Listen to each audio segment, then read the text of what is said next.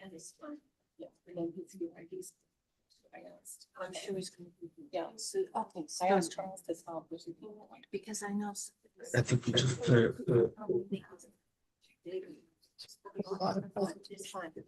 yes, it's I agree.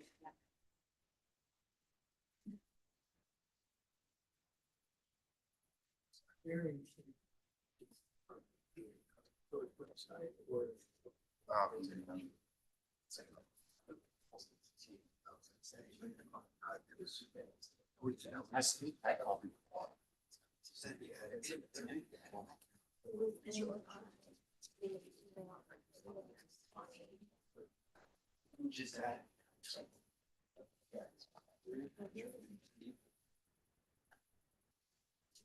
Well, practice from.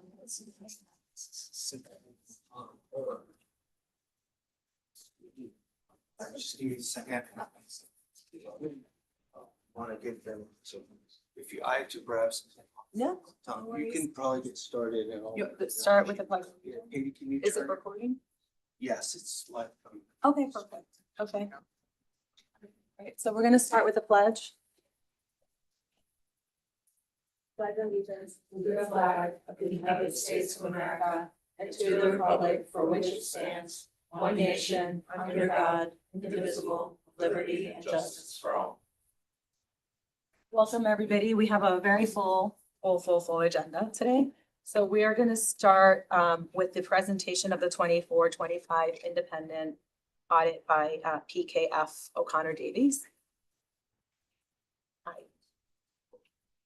I think Carl just went to get the thumb drive with the slides, but if you wanted to get started, we have them.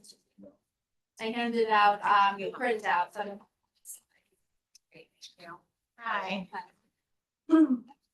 My name is Melissa Zott. I'm the audit partner on the external audit engagement. I've gone ahead and prepared a PowerPoint slide for you. I find this to be a little bit easier to digest. The financial statements are quite large and can be complicated. So I wanted to kind of pinpoint them here. So tonight we're going to talk about some required communications. We'll start very high level, how the general fund ended up performing in your 24-25 year. I then have provided some details on the revenues and the expenditures of the village. So we'll dive into exactly what caused the fluctuations. I've also provided a 5-year fund balance history of the general fund that we'll go over. The village also operates other funds, so we'll go over the results of those. And then I've also provided the debt service schedule for you. So on slide 3, there are certain responsibilities of management and those charged with governance. Those charged with governance would be the village board here. First and foremost, the accounting policies, making sure that they're selected and implemented. The financial statements that you have in front of you, ensuring that those are presented in accordance with the United States generally accepted accounting principles. Internal controls are very important in any organization. So not only establishing those controls, but also doing a periodic review, ensure those controls are maintained throughout the year. Any compliance with laws or regulations, as well as provisions of the contracts that you enter into. The financial records that we request as part of our external audit process. I just want to give a thanks to the clerk treasurer's office. We work with them directly and we appreciate the turnaround time. It's very smooth. And most importantly, setting a proper tone at the top, making sure that the village has high ethical values and then that's communicated down to the village employees. On the next page, on page 4, we have certain responsibilities as well as part of this external audit process. The deliverables are the reports that you have. The independent auditor's report is included in the financial statements. We have issued an unmodified opinion. That's also sometimes referred to as a clean opinion. And then in the next document, we have required communications to those charged with governance in addition to the management letter best practices. We're required to communicate any fraud or illegal acts that were noted during the audit. If there were any, we would have communicated those prior to today, so we're happy to report that there were none. There were no significant difficulties as part of our audit, no uncorrected misstatements, and no disagreements. For our timeline, we were out here during the preliminary audit on June 25th. That's where we looked at the controls, and then we came back the week of July 7th to look at the account balances. And then the reason we have to wait to issue so long is for the state pension system, so that doesn't come out until early September. So we'll go to the next slide. Here is a schedule of the results of the general fund. It is a 4-column schedule, and it is inclusive of your ambulance service award program. The original budget column is going to be the budget that was originally adopted, plus any purchase orders that got rolled into the current year. Your final budget would include any budget amendments or budget transfers made during the year. Your third column is your actual results, and then the last column is your variance with your final budget. We look at the revenues on the top line. You anticipated on your final budget $22.6 million coming in. You actually had about 23.4, so it's $790,000 better than what you anticipated. As we'll see in the future slides, there's many areas that covers, including sales tax, interest, and some police and permit fees. Your expenditures includes the money that goes out to the village, out from the village. Your final budget, you had expected almost 21 million. You actually only spent about 19.6 million, so you had a budgetary savings of almost 1.4. And again, that was across multiple areas, which we'll see in the next few slides. You have some other financing sources and uses. That would be any transfers in to the general fund and then transfers out to other funds.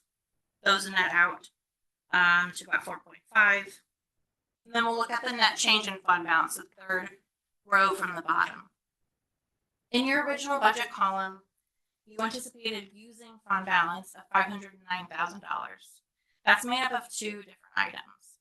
The first item is included in your 25-26 budget, so what, or I'm sorry, 24-25 budget, so what you anticipate to use during the adoption process. That's $288,000. Then you had purchase orders of $221,000 that got rolled into this year, so it increases your buying power in the current period. So that's how you get to your $509,000. So when the budget was adopted, you anticipated $509,000. Look at your final budget. So instead of using $509,000 as planned, now after some budget amendments, you now anticipate using $2.8 million. The increase between the 500 and the 2.8 was mainly due to fund your 24-25 capital budget. There were certain items and certain projects that you wanted to fund, and you utilized the general fund balance to do so. There were also some small miscellaneous items as well to cover some contracts, as well as to close capital projects into the general. So final budget, you anticipated using almost $2.9 million. Your actual results, so what happened as of May 31st, 25, you actually only used $645,000. So from a budget perspective, when you compare final budget to actual, you actually had a budgetary savings of $2.2 million. So let's go to the next slide and we'll go over exactly how we got there. So here are the revenue lines. You identify the major revenues up top, and then there's the other revenues down below. So first line is your property tax. That is your largest revenue source. You can see you anticipated 16.7 million coming in. You actually received almost that 16.69. So you came under budget about 21,000. That is due to some timing of the collections. There are certain governmental accounting rules that we have to wait a certain number of days, and then we have to take the revenue out, which you'll collect in the future years. The next line is your non-property tax distribution from the county. That's what we call the sales tax that you receive. Your budget anticipated 1.7 million coming in for sales tax. You actually received about 1.8, so it's 107,000 better than anticipated. And that's really on trend with what we saw across the villages. You came in pretty close to budget at 33,000 on your utility tax. The next line item I want to talk about is your police fees. Your police fees started at $5,000. That's what you anticipated collecting. That did end up increasing to 447,000. But you ended up getting 642, so even more than what you anticipated. This relates to the police supervision for the Con Ed project, so it's a non-village project. The village does get reimbursed for that, so it is challenging to budget, and you don't want to budget too much and then have not enough reimbursement come in. So it is conservative budgeting depending on that. Can I ask you a question though? Yes, please. So for that amount, that's the total police fees, that doesn't account for what's the deduction for what's actually paid to the police officers? So what's paid to the police officers would go in the expense line item. So when we get to the expense, I'll point out the increase in the budget on that line as well. Thank you. Your park and recreational fees came in pretty in line, a little bit above, so performing better than anticipated. And the next two lines, so your fire protection services, this would be the agreement with Greenberg. There is some timing issues with that as well, similar to your property tax. You do have 120,000 as a receivable on your books. That's what you anticipate collecting. Because it was not collected in 90 days, we have to defer that. So we anticipated the village is in talks with Greenberg to get that collected. Charles, that's soon, right? Yes, we've been in talks with Greenberg to receive approved contracts for year 24 and 25. Next would be your rentals. So any rental agreements that you have where you're renting out space. You anticipated 297,000. You only received 134,000. So 163 under. You do have some cell lease towers, which are required to be considered a lease and not necessarily a revenue item. So we do have to put some adjustments in there for that GASB standard. So that will be collected in the future, and you do have a receivable on the books for that as well. So the cell tower is considered not part of this, I guess from the budget, is it part of the budgeted number, but then it's not in the actual receivable, in the actual. So the cell tower revenues we get in the current year get recorded as revenue, correct? Yes. And then, so the negative balance that's due to that, like cell tower accounting Yeah. entry that gets done. So there was a recent standard that got implemented, I think, 2 years ago now, where we had to do a future calculation, what the present value would be if you're having the cell tower lease, which goes out 20, 30 years. And so we have a large receivable and a large deferral of that revenue. They're amortized at different basis. So your receivable is going to be collected at a different rate as when the revenue is being recorded. It's a complicated standard, but the budget is included in there. Would you account for that differently in another year in terms of the rentals, if you're including that in the budgeted rentals? I think the way we're budgeting it is totally accurate because it's based on what we're actually bringing in. It's just like the oddities of the accounting standard that makes it look like a bigger variance than it actually is when comparing actual to budget, just like in the general fund budget that we do. Yeah, and most of my other villages also, but that have cell towers also budget for the actual revenues being collected. So when we get closer to the end of the cell tower lease, you'll see that number flip and it'll be higher than what you budgeted.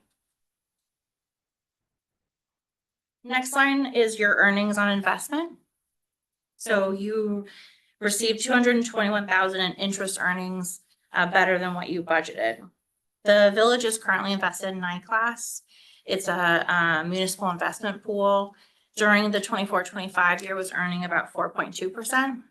You definitely want to invest your funds in a secure investment. This NICLAS is something that a lot of our municipalities invest in, and it's pretty conservative.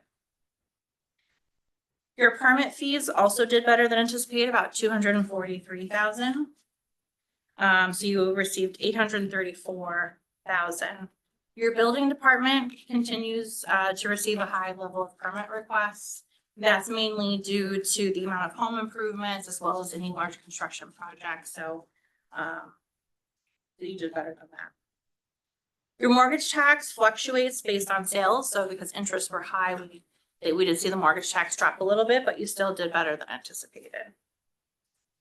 Those are gonna be your major revenue sources that make up majority of your positive variance there.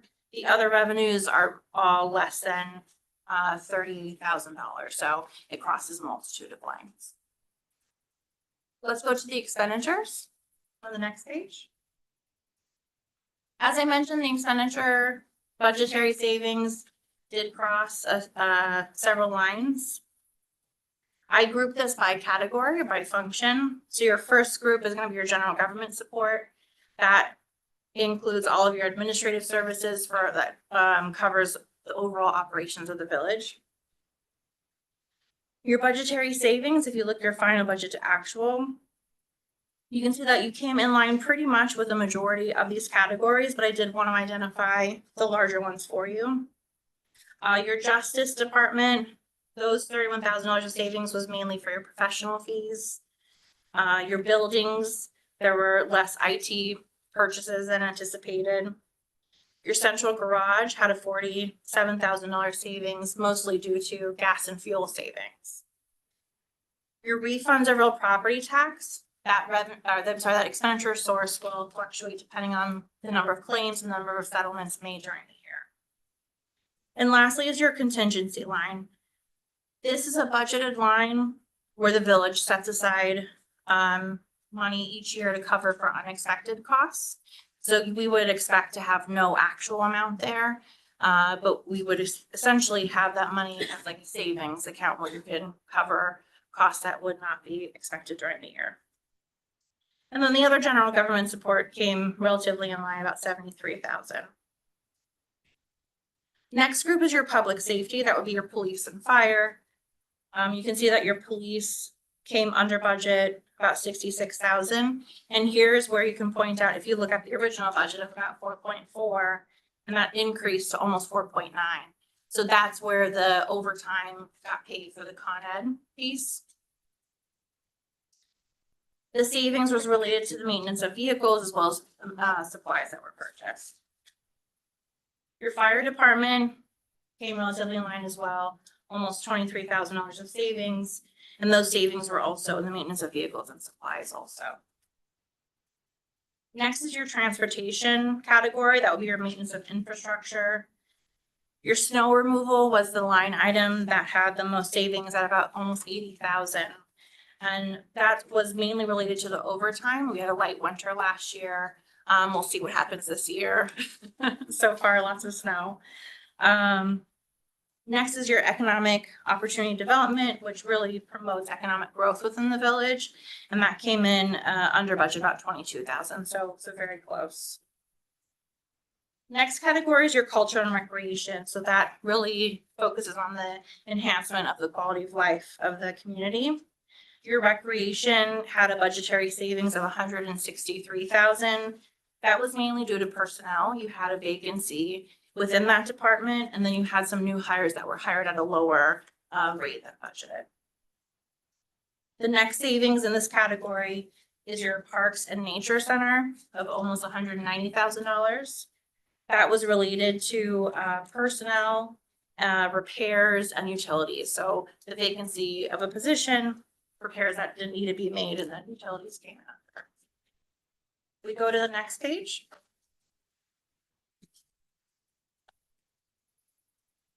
You have your home and community services category that would maintain any community infrastructure. So your refuse and garbage line came actually over budget. So you had about $55,000 spent over what you anticipated. This is related to the food scrap study that the village is doing. So currently the village is the lead agency and there's 6 other villages included. So at some point you'll get reimbursement for that portion. Next category is your employee benefits. So this would be all of the employee benefits for the employees of the village, regardless of what category in the general fund they're charged to. Your state retirement came under budget, $42,000. There's a timing issue of when the rates are released versus when you do your budget. So that caused that budgetary savings. Your highest budgetary savings in employee benefits was related to your medical and dental insurance, which came in about $325,000 under budget.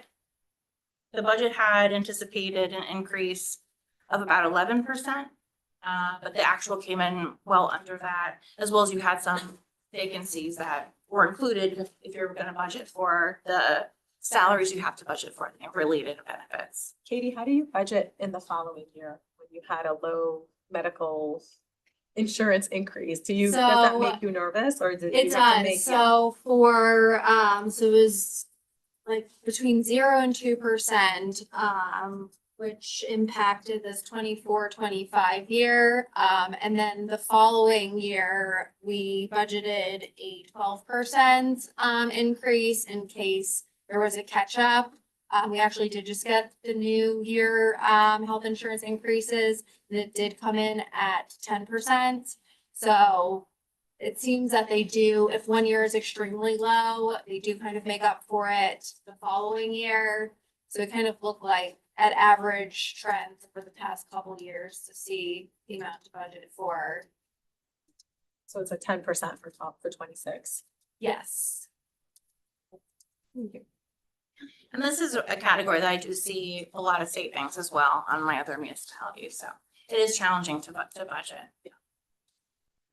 Your debt service is related to interest that's paid out of the general fund. And then you have your transfers out.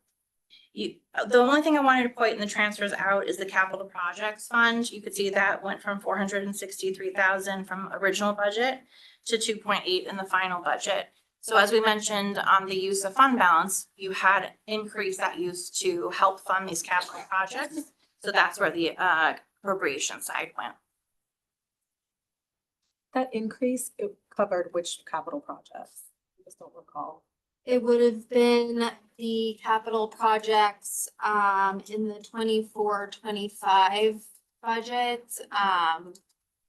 I don't know them all off the top of my head, but there was a significant number of projects that it covered. We decided to use fund balance. for those Yes. projects. I remember. Okay. Yeah. So let's go to the next slide for the fund balance. Here we have a 5-year history of the general fund balance. Again, your general fund is your main operating fund. You have 4 different categories here. Your non-spendable portion of fund balance is 535,000.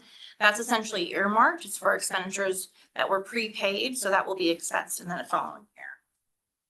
Your restricted is related to your ambulance service awards, so that's 993,000. That's invested in a separate account to help pay for their benefits. The assigned portion is 549,000 in total. You have 2 items in there. Your purchases on order, the 188,000, that will be rolled into next year. So your 25-26 purchasing power will increase because those purchases have not yet been fulfilled yet. You still want to have the opportunity to purchase those items. So that'll get rolled into 25-26. Your subsequent year's expenditure of 361,000, that was included in your 25-26 budget during the budget process. So that leaves your unassigned at about 8.9 million, down a little bit from last year at 9.7. I do like to show you the unassigned as a percentage of budget. So last year you were at 43.7, this year are at about 39%. Generally, what we see from the New York State Comptroller's Office, they generally like to see between 15 and 25%, but it just depends on if there's any plans for the village to utilize fund balance. Some villages have more infrastructure that need work or renovation, so they might utilize fund balance instead of going out to bond or to have a short-term ban for that. As you saw this year, you transferred using fund balance for a capital projects fund, so you could essentially do that. Yeah. So let's go to slide 10. These are the other funds that the village operates. Your capital projects fund would report all of your major capital project activity. You can see this year you issued a bond of about 9.8 million. You did have a ban last year, so that ban got rolled into a bond. Your water fund would have your water utility operations. Your revenues are mostly charges to the customers, as well as your expenditures are water items. Your debt service fund, you could utilize that 1.6 million of your ending fund balance to help pay for future debt service. So if you want to use that for principal and interest that you have to pay over the years, you can do that as well. Your public library fund, that would have any of the library activity. The revenue source is interest, and then you have your general fund contribution of $872,000. Sewer fund is similar to water. We have your sewer operations, and that came about $90,000. And then your special purpose fund is used to account for assets held in accordance with certain stipulations. So you had about $652,000, and you ended at $860,000. So those are also earmarked. If we look at the debt service on page 11, this is going to be the outstanding debt for the village as of May 31st, 25. There was one issued in the 24-25 year for that 9.8 million. That's the bottom line of the top chart. Your interest rates are presented here, so they fluctuate from 2.1 to 4.2. They do fluctuate per year. So you're about 19.9 million of outstanding. We also provided for you the payments to maturity, so you can see how much is due each year over the course of these bonds. If you take just the 2026 year, if you add your principal and interest together, you're at about 8.9% of the general fund budget. And generally, we see that between a 5 and a 10%. So you're right where we normally see villages as well. And that does conclude my presentation. I can take any questions that anybody has as well. Any questions? Thank you so much. Thank you so much. Have a great meeting. So next we have a presentation by the Cosmopolitans. What do we want to do? Do we want to sit or just present from here or table? Okay. You guys want to sit here? I can. Yeah. Whatever the mayor wants. I don't know if you want to stand there the whole time, it's probably easier to kind of sit. Still with that.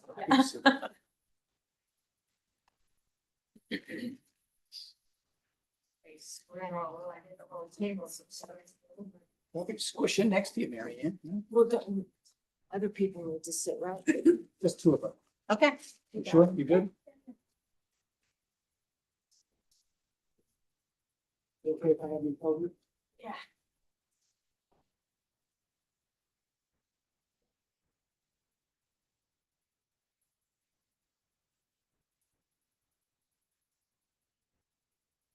Thank you, Madam Mayor. Good evening, Madam Mayor and members of the Board of Trustees. David Steinmetz from the law firm of Zarin and Steinmetz, here this evening, once again, representing Carlos Pedro and Astrobuck LLC with regard to the Cosmopolitan Building on South Buckout Street. I'm very excited to be here in connection with this project and a potential hopeful adaptive reuse and restoration of what I hope we can all agree is a pretty special, iconic building here in your village that I think is crying out for some attention. I am joined this evening by my client, Carlos Pedro, also from the Carvey Hotel Group, and his development partner, Scott Aaron. Our entire development team is here as well. I'm joined at the table by Miguel Maldonado from BBB Architecture and his colleague Camilla Turini. As I mentioned when we met previously, for those who are not familiar with BBB, for me personally, it's pretty exciting to be able to work together with them. They are literally amongst the top preeminent architectural firms with regard to adaptive reuse and historic restoration. And I think you've heard that, and Miguel will probably touch on that possibly briefly. Also, John Canning is here. Probably many of you are familiar with John, a village resident, and also a principal with Kinley Horn. He is our traffic engineer. Rich Williams is online somewhere from Inside Engineering, our civil engineer. He's a little under the weather, but I asked him to join in case anything came up. And my associate, Aaron Warner. Carlos and his family acquired the property back in January of 2023, and they've operated it for a number of years in accordance with existing zoning, essentially as a commercial rental property. The Cosmopolitan building was designed by Stanford White, a renowned architect about a century ago. It was initially an industrial manufacturing type building associated with a magazine. And unfortunately, throughout the last century, it has clearly lost its luster. Significant appeal has kind of fallen away, and additions that have been made to that building have distracted from its not only its appearance, but also its functionality in terms of loading and circulation. The property itself is located in your village's B zone. Tonight, we are here to formally kick off a redevelopment in a manner that Carlos and his team and our team believes is consistent with your zoning. It's consistent with your comprehensive plan. It does require some changes, and I'll get to that in a moment, all designed to kind of restore and reinvigorate the building. In order to do so, as I explained to you and those of you who were here in September, we do need to amend some aspects of the zoning ordinance. And last month, my office filed a petition to rezone for text amendment to rezone aspects of your zoning in the B zoning district. We also filed, along with the petition, architectural drawings, a site plan, a long environmental assessment form, traffic data, engineering data, and we're here tonight to begin to present and to map out a process that we can engage in together. The project as proposed and contemplated is a mixed-use hotel, spa, and residential development. What we are proposing is approximately 78 hotel rooms, or keys as they are referred to in the industry. Hopefully that's no one's car out there. Roughly 18 residential units on the top floors of the building, a spa associated with the hotel of approximately 8,200 square feet, a restaurant inside approximately 10,000 feet, and parking, sufficient parking for this project involving a variety of self-park, valet, and stackers, which we can explain further. Stackers, as it sounds, it's basically things that you would see in a commercial parking area. They would be valet operated, and they allow a significant increase in the capability of on-site parking. Notably, what you'll see tonight is that the redesign and the proposal does not actually increase the height of this building beyond the tallest feature on the existing peak of the building. Miguel is going to walk us through in a few moments BBB's design and some important historical information to kind of put the building in perspective. We're also going to talk a little bit about the initial visual assessment that we've begun doing. We realize that constructing or redeveloping this building the way we are proposing has to be analyzed in terms of how does it affect views into the village, how does it impact views coming from the village looking to the west, and we have already begun that. John Canning has also already commenced his initial traffic and parking analysis. We're quite mindful of the fact that this is a very important spot in the village. We are talking about a significant improvement to this building, and obviously we need to make sure that traffic flows and that we can accommodate the parking. Frankly, I'm delighted that Ashley Lai is here from AKRF. We are very pleased that tonight you have on your agenda what we anticipate would be the appointment of AKRF as your planning and traffic consultants. We know that Ashley and her team will jump on this quickly. I'd also hope that to the extent that the planning board and your village uses Mr. Hahn's office as your village consulting engineer, that they too will be presented with our materials and jump on this quickly. In terms of threshold zoning issues that I've alluded to, I've already had the opportunity to speak and work with Mary Ann Stesich over the last several weeks. She will obviously speak for herself, but I think it's fair and safe to say that she and I agree that in order to accomplish this project, the B zone will need certain zoning modifications. We had proposed some zoning text. Mary Ann was kind enough to promptly review it and react. We've had some discussions, and we're trying to address, and I don't need to get too far into the weeds, but I want to make sure that you all and the village understands why are we touching the village? Why are we touching the zoning? We need to determine under the B zone where residential units can be inside a building. And you actually have some language in your code that might have precluded residential units from being located in certain locations within the building. We also want to address whether there can be multiple uses on the property, hotel, residential, restaurant, spa, and have the concept of shared parking. Someone who is a visitor to the hotel might be using the spa and might eat in the restaurant and doesn't need 3 different parking spaces to do that. A classic analysis of zoning and parking would be to provide parking for each of those uses. And with John's expertise and assistance and with that of AKRF, we're going to try to recommend that you acknowledge the concept of shared parking to safely and properly park this site. Also, I mentioned stackers. Your zoning needs to address the concept of having a parking structure with valet-operated stackers. We talked a little bit about the height of the building. This is a pre-existing building, and we are suggesting some changes that Mary Ann can recommend to you that you ultimately are comfortable with, that a pre-existing building can take advantage of its maximum height of the highest peak in this case, the cupola on this building. Also, to the extent that there might be a hotel, and we are asking for a hotel, there are frequently some outdoor activities associated with a hotel, like a pool and a sitting area. You have some regulations in the B zone that regulate and limit where outdoor activities can occur. So we've recommended some language on that. And lastly, we think that the village needs to address whether the applicant needs to do site capacity analysis for this really largely commercial operation. So as I said, we're not here to get into the details of that, though I'm happy to answer any questions anyone has. We've proposed language. Mary Ann has reacted. I think shortly we will have relatively mutually agreed upon final language for your consideration. In terms of process, we have filed with your board a zoning text amendment and a petition for the zoning text amendment.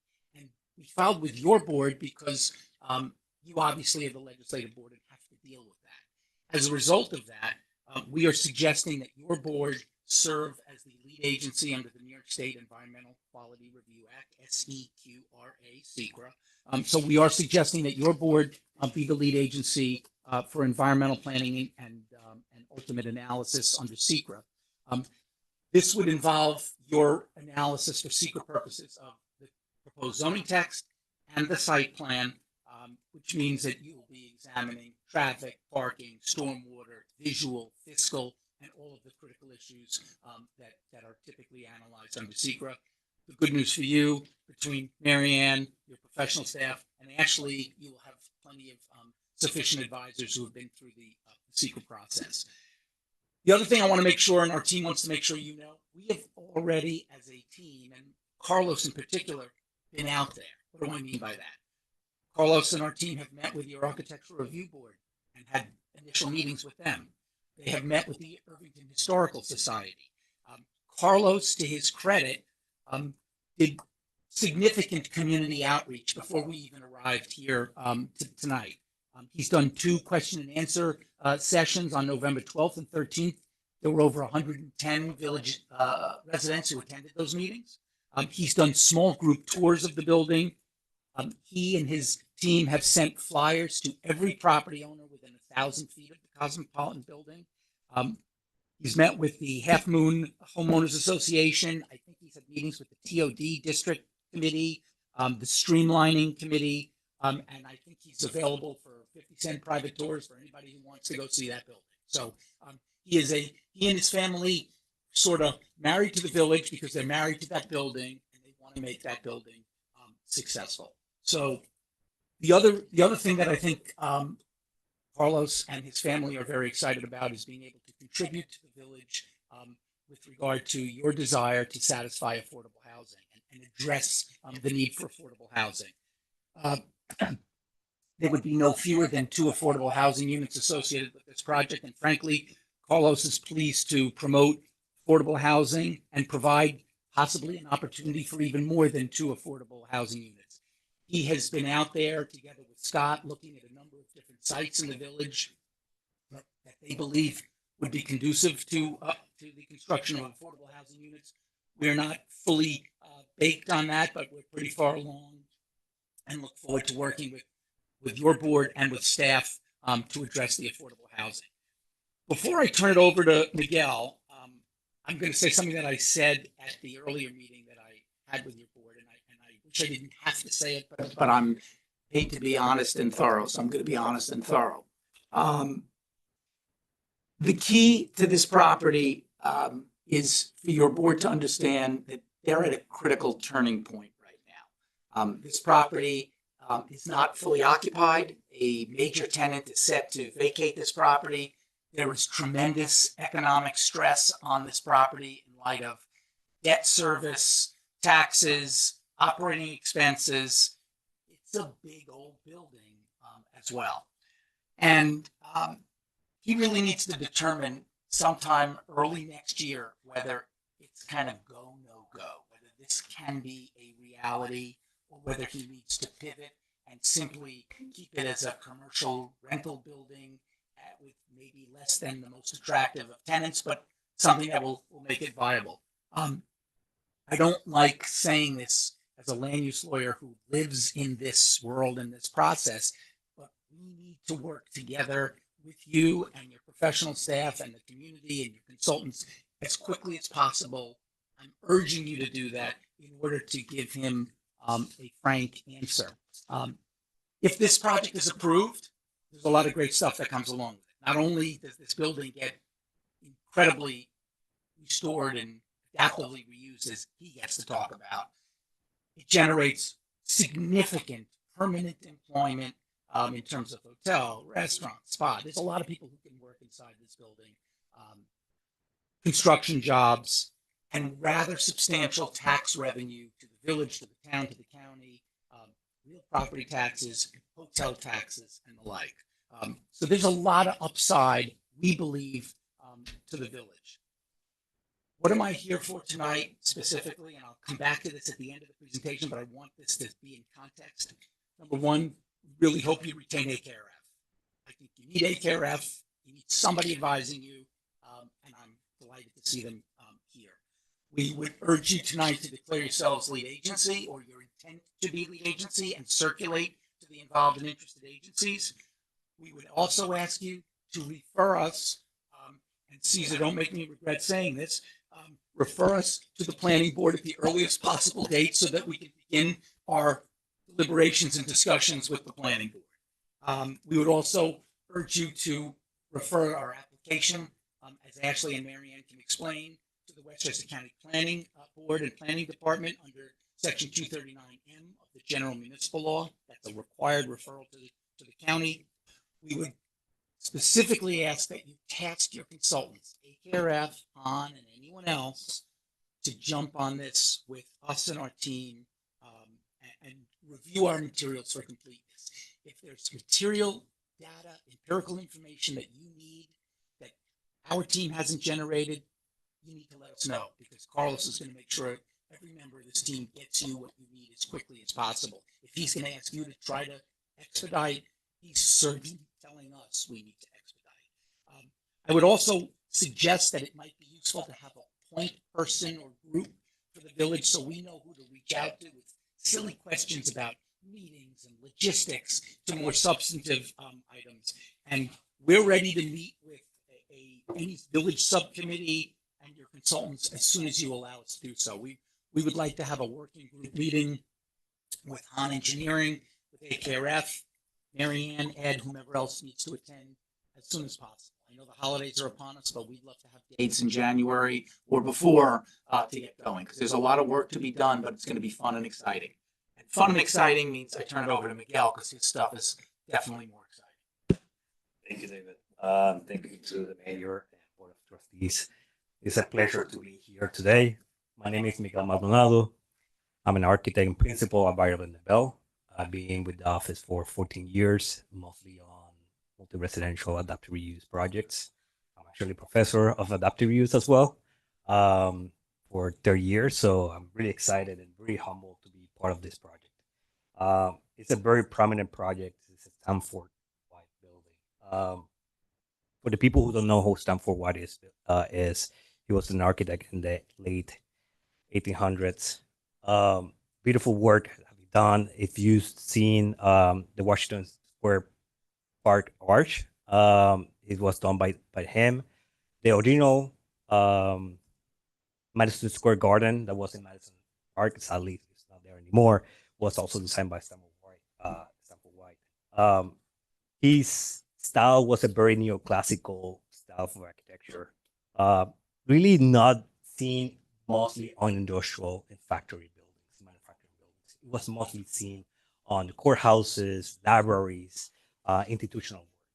And I think it's a really lovely opportunity to have something like this in front of our hands, because it's rare to have this opportunity for an adaptive reuse project and then really have this scheme with us available for us.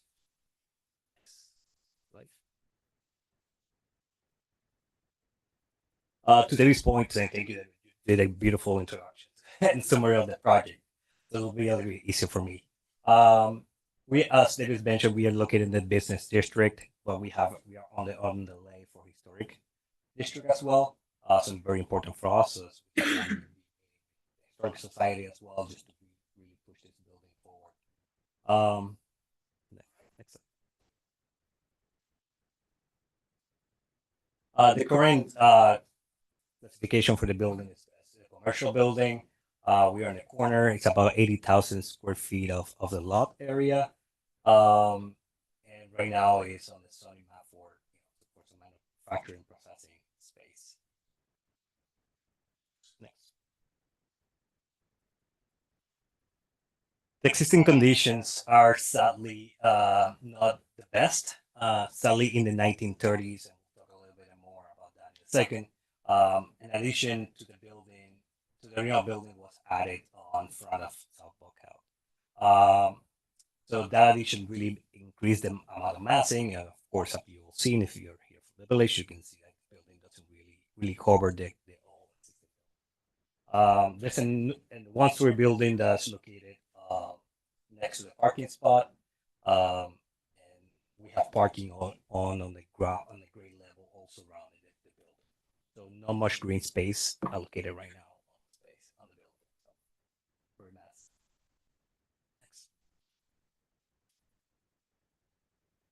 Next. We really want to share our first experience when we saw when we came and see the building and how most of the people in the village, and not only the village but also the visitors, will see the building as you come in.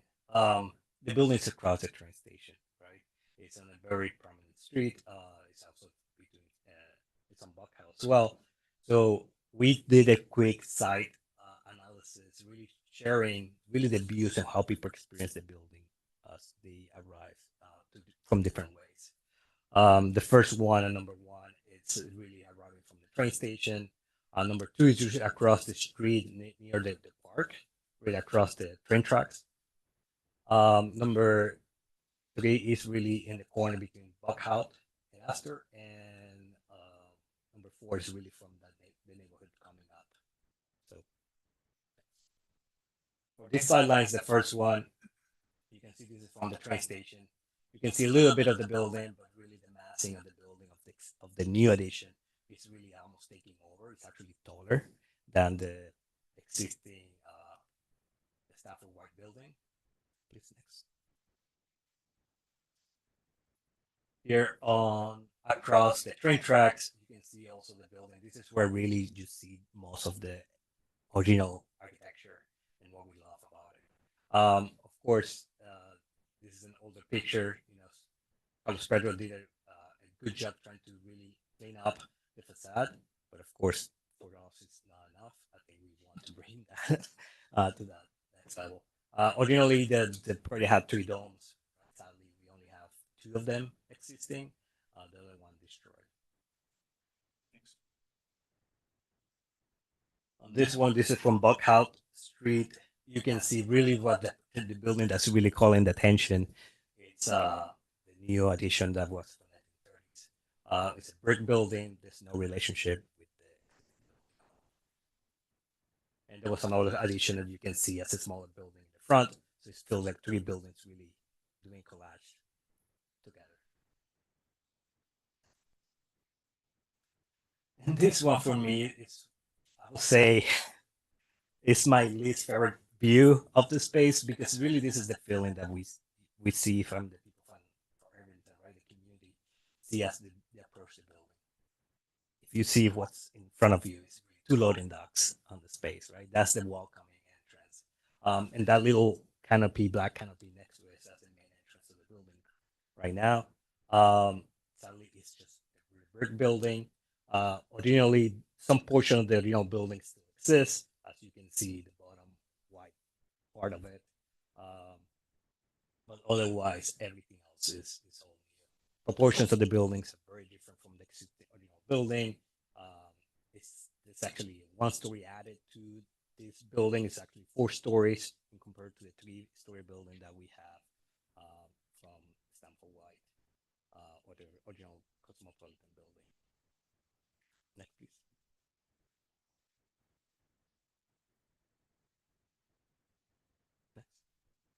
So we did a lot of I mean, as architects and preservation architects, the first thing we do is just really understand the history of our site and how things changed through the years. The building was purchased by John Walker, late 1800s, and he was really he developed the Cosmopolitan building. That's why it's called like this, as a Cosmopolitan magazine. It was a manufacturing for the magazine and printing press, and it was used for at least 2 decades before it shut down its doors, as the demand for printing was changing and the environment changing. Through the years, next. Through the years, the Cosmopolitan changed to different uses. Um, it changed to another printing until it became even a motion picture building. And it changed for different motion pictures spaces until it was actually one of the spaces was that addition that they in the back in the 1930s. After that, after so many years, sorry, just to show a little bit of the years and how it used to look back in the day for the space.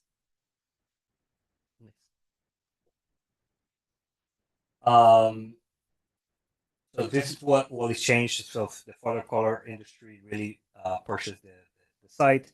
They went bankrupt. Actually, the town of Irvington got the property itself because they were not paying taxes.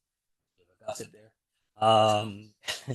And then eventually it became part of a property developments, really working on manufacturing facilities for leather, and eventually went to different developers to what is nowadays just commercial spaces.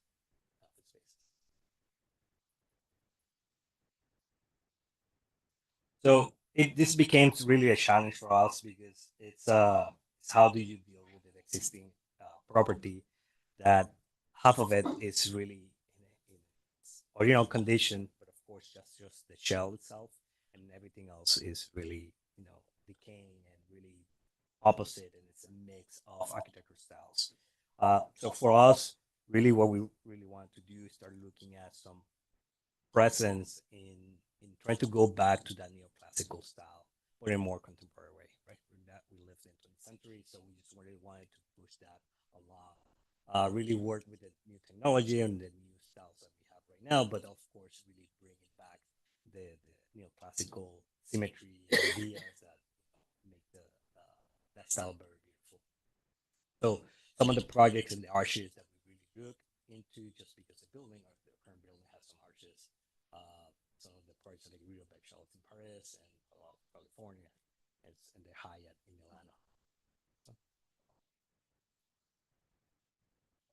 Milano. Same for the facade. Really, we wanted to explore the facade and to its original intent, but really bring some of the contemporary work back in the day, new wing to really bring something new to the old, as the Roswell in Addison Avenue, and some among some other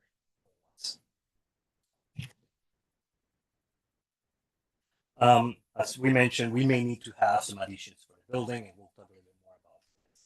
So we really try to bring something back from the building, and one idea is really start exploring the idea of mansard roofs. That really was a style of the neoclassical style, and really how to bring that addition to the space using this similar style to that, and how different ways of articulating the roof or additions into the building.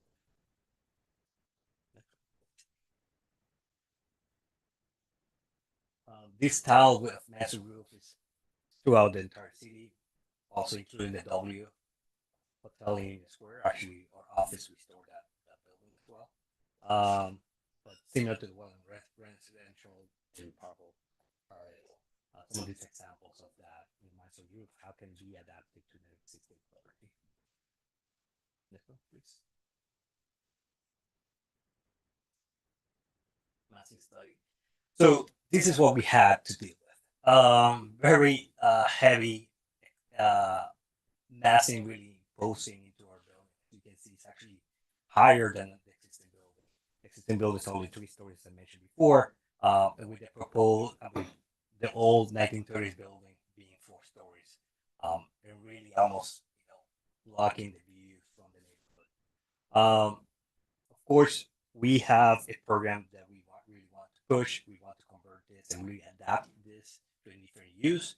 We don't want to do the manufacturing and commercial space anymore. We really want to bring some different type of vibe to the building. And I think that's something we met and we discussed for so many on many meetings, trying to figure out what's that really gonna bring a different essence of that to the neighborhood. And hospitality and residential was the key.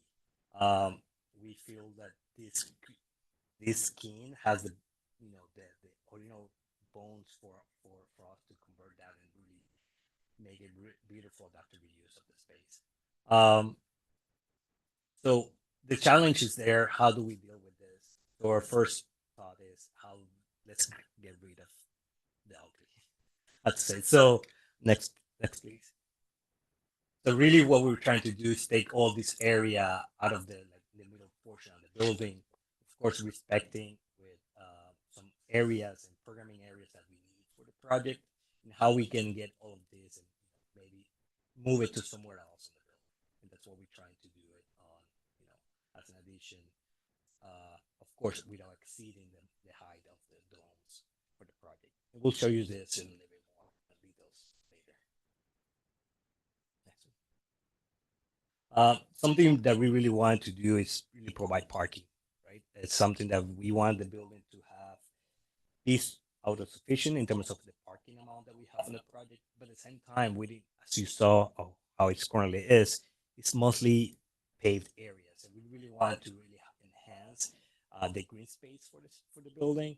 So we're really trying to bring a little more green. So that's what we're trying to really notch the building in the middle, and then even in the back where we're providing parking. We're trying to provide parking on the ground and having some green spaces, some park areas for the building use above that parking space. Again, this is on the ground parking. We'll show you that in a section in a moment. But I think the big idea for the building is really trying to feel more welcoming, and I'll show you an image in a second, and trying to really bring that view to the neighborhood. Really trying to open the middle point with a drop-off area and showcasing the facade of the building that's actually exists. If some of when you walk through the building, actually there's some wells, and that some of the facade really still exists, and so that's actually pretty cool. There's a lot of restoration that we have to do to the main facade, but we were really excited to see some of the portions of the original windows and original columns actually being incorporated in the addition that was done in the 1930s. Next. So as we mentioned, parking, we want to be sufficient with the parking. So every parking space is really under the building. the building is above the space. So we using the existing main entrance to really go lower down the building. One of the when it's for the hotel use, it will get out to the existing empty parking lot, and for residents, they will take an exit. Let's go next. Thank you. The residents really will go directly out of the building. For the hotels, will be ballot use only with stackers. So just to be able to provide the amount of parking for the program that we allocating on the space. Where the existing building, where the existing 1930 building used to be, we're doing some underground area for utilities and mechanical use, and of course, back of house and services for the use of the hotel. Next.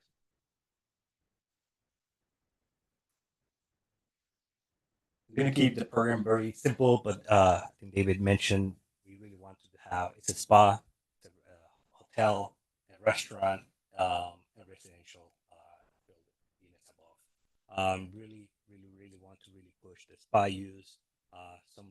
The restaurant really looking at bunkhouse with some views also to the water line, and some event space. Of course, some public space, not public space, but building spaces outside. Building spaces, sorry, outdoor spaces for the building users and visitors that can use the space outside. Next one. This is a typical hotel floor plan. Something that we really want to push as an adaptive use is the use of the existing windows. We don't want to move the existing windows. We really want to respect that. So the layout and the square footage that you see for some of these hotel keys is really based on that. It's really reflecting the existing conditions of the building. So we're really respecting the existing windows and accommodating the keys based on that. So that's why we were limited to the amount of keys, just because respect to the existing conditions. Okay. Next one, please. This is the same. This is another floor of yesterday. And then so the second and third floor is just the hotel keys, and then we go to the fourth floor, and this is where the addition that we're trying to do. About 18 residential units. And in terms of unit mix, we're still exploring that, but it's really mostly residential at that levels. Step back. You can see something very important. We're trying to step back the residential units from the main facade. We don't want to really bring that much attention to it, and we'll show you a little more image in a second. Second floor of residentials. Next one. Here's some elevation sections. It's actually before and after. On this facade, actually, we scanned the entire building as for its currently used. So really, you can see the two existing domes, a little some bulkheads that actually are reflected on the right side where the third dome used to be, and really the addition of this fourth and fifth level, really providing some residential uses on the building. Next, please. This is really a big change. We'll see a little bit better on the renderings, but really the existing on the top where you have the loading dock, and bottom really the new main entrance of the building, showcasing here. Next one.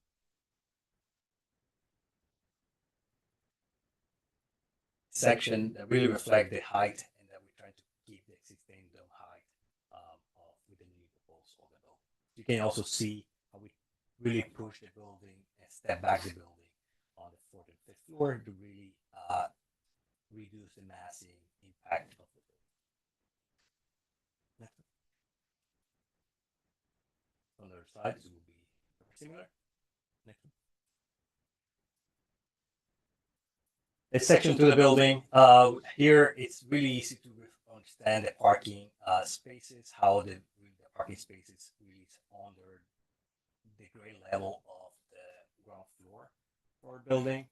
As you can see, we have 2 stories. Of course, really, this is looking at the MTA parking lot, but we're trying to do this on the ground from 50 block out as the building starts sloping down. And that's what we're trying to accommodate all the parking for the program that we provide, proposing on the building. Next one. The vision for us is really understanding the before and after, and really how this could be very impactful for the neighborhood. The image that you see above is the existing conditions that I believe nobody likes, and really how we're making this building more welcoming.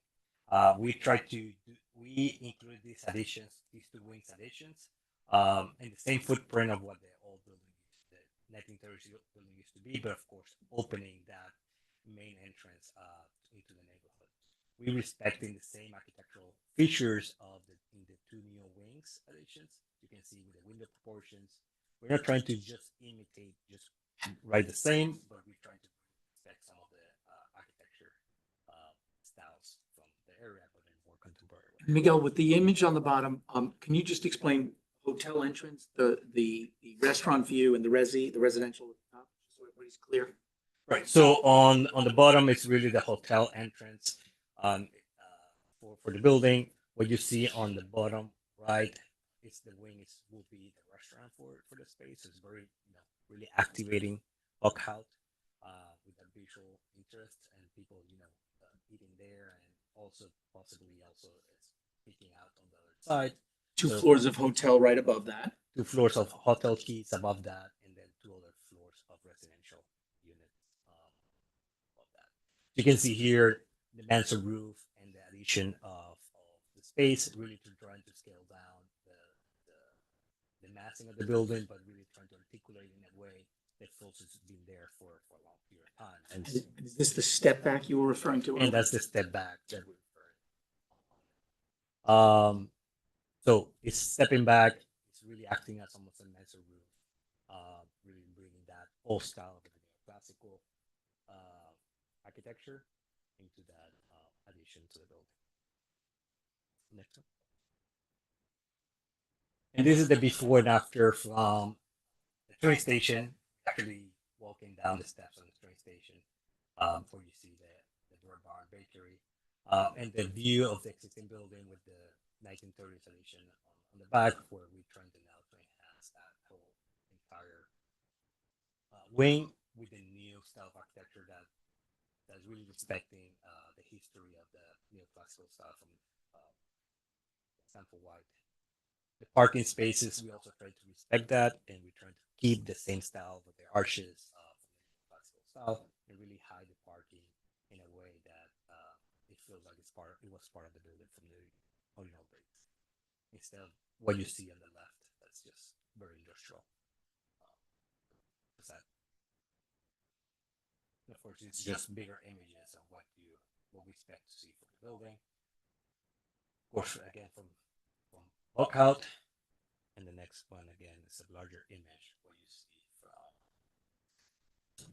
the train station as you coming into the town.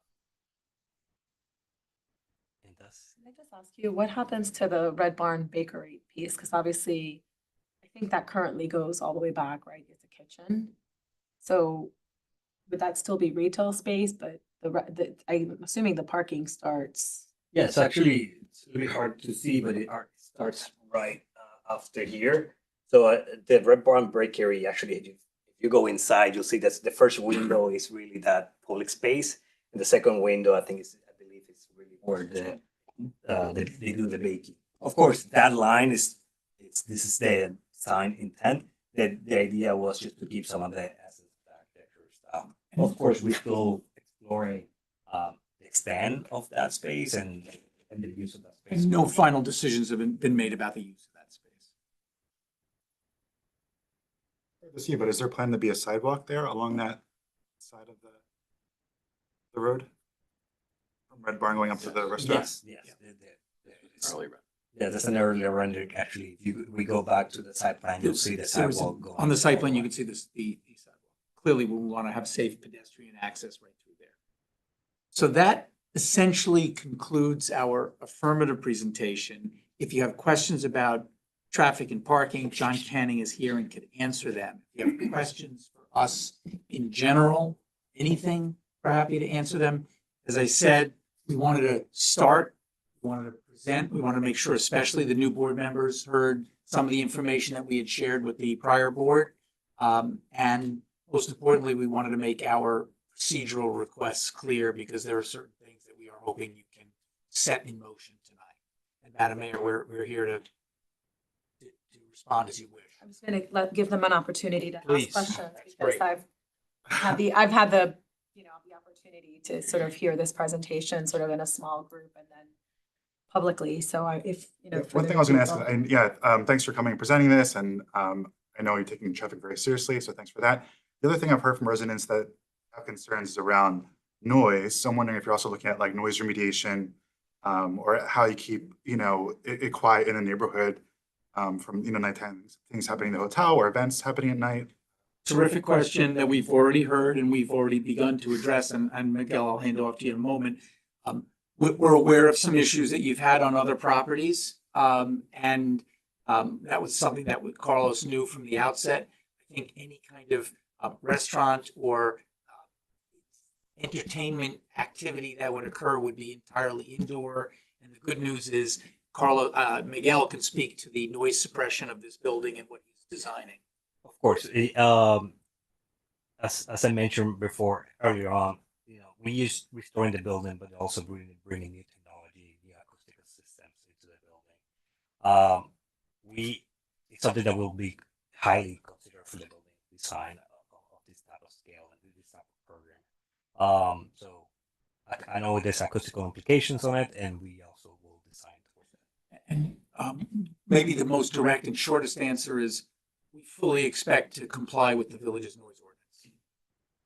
It did look like there was like a outdoor event space at the There's northwest corner. So there's an outdoor area, and I mentioned that in terms of the zoning text that we would want the ability for there to be some outdoor activity at the outdoor pool area around it.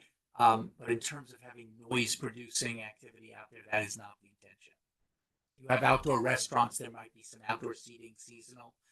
So there would be nothing different at this B zone property than you have at other B zone properties. Could you give just an approximation of the difference in the noise level of a whatever band playing at a reception in your restaurant space versus the noise that's occurring right next door now? With the difference in the acoustic level? Well, Yeah, sure. I'm sorry, Scott Aaron, I'm with Social Development. You can use this microphone too. Oh, okay.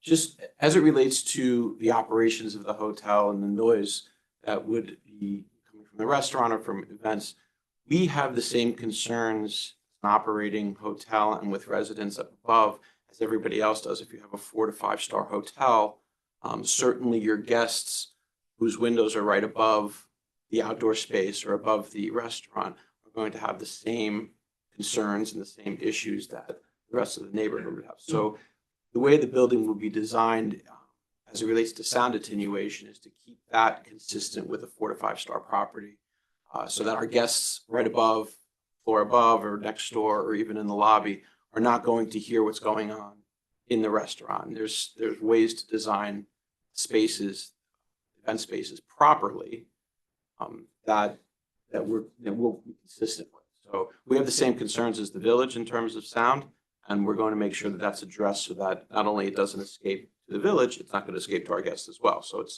we're in the same side of the boat here for sure. Your guests and your residents. And the residents above, for sure. So, and the construction, when we do this, and we've had this in other buildings, whether it's the level, the thickness of windows is one way. We build buildings in the city, 6th Avenue and, or downtown or whatever. And of course, you're concerned about traffic and noise and how the people live in the building relate to the noise outside. So we do the same thing in something like this, to the same extent. It'll be really a sound attenuated space in all of the public areas. I have one more question. Just getting back to the bakery as it exists now. So I'm understanding from what you just said that it's still not firm. But did I understand that one of your options is it just stays exactly as it is? Carlos, that is accurate. Yeah, so- That is one of the options. So I think the confusion might be coming in the scale of the rendering. I don't think people realize the majority of that building is actually the other tenant that's in there. So the way it's drawn, I believe, Miguel, encompasses the entire Red Barn space. So there's nothing cut out from the current Red Barn space. I could tell how that might look like it's not enough, but really the majority, like 80–90% of that building is the other tenant. So what we're looking at now is, The entire current Red Barn space, including the kitchen. right, and that's one of your options to just keep it as Absolutely. is. I mean, Randall's a good friend of mine. She has a long lease, so, we're happy to talk to her if she, thinks construction, I don't know. But, we're designing in a way where it can absolutely stay. Well, it's not for you, it's more of a general question. I know when we spoke before, we had talked about traffic, and I'm curious the traffic considerations studies you've done. I know, I'm not a traffic engineer, but I am aware that Station Road is a very sensitive street. It's not really designed for large amounts of cars, and just how do you manage the flow of traffic to not go down it points a one-way road, really, where they have that narrow tunnel. So I just wondered if you had a consideration. John, you want to address that briefly? And also just make sure you hit the exit through the back of the building. Sure, yeah, thank you. Good evening. So you may be aware that the majority or the peak hours of traffic activity in the village right now are from 8 to 9 in the morning and from 5 to 6 in the evening. We're proposing residential and hotel, which basically combined is, 72 and 18 or 78 and 18, it's less than 100 units. And residential and hotel, people come and go spread throughout the day. Not everybody leaves at 8 o'clock. Some leave at 8, some leave at 9, some don't leave at all. They work from home. So those are relatively modest. Biggest generators in the restaurant and the event space when there are events.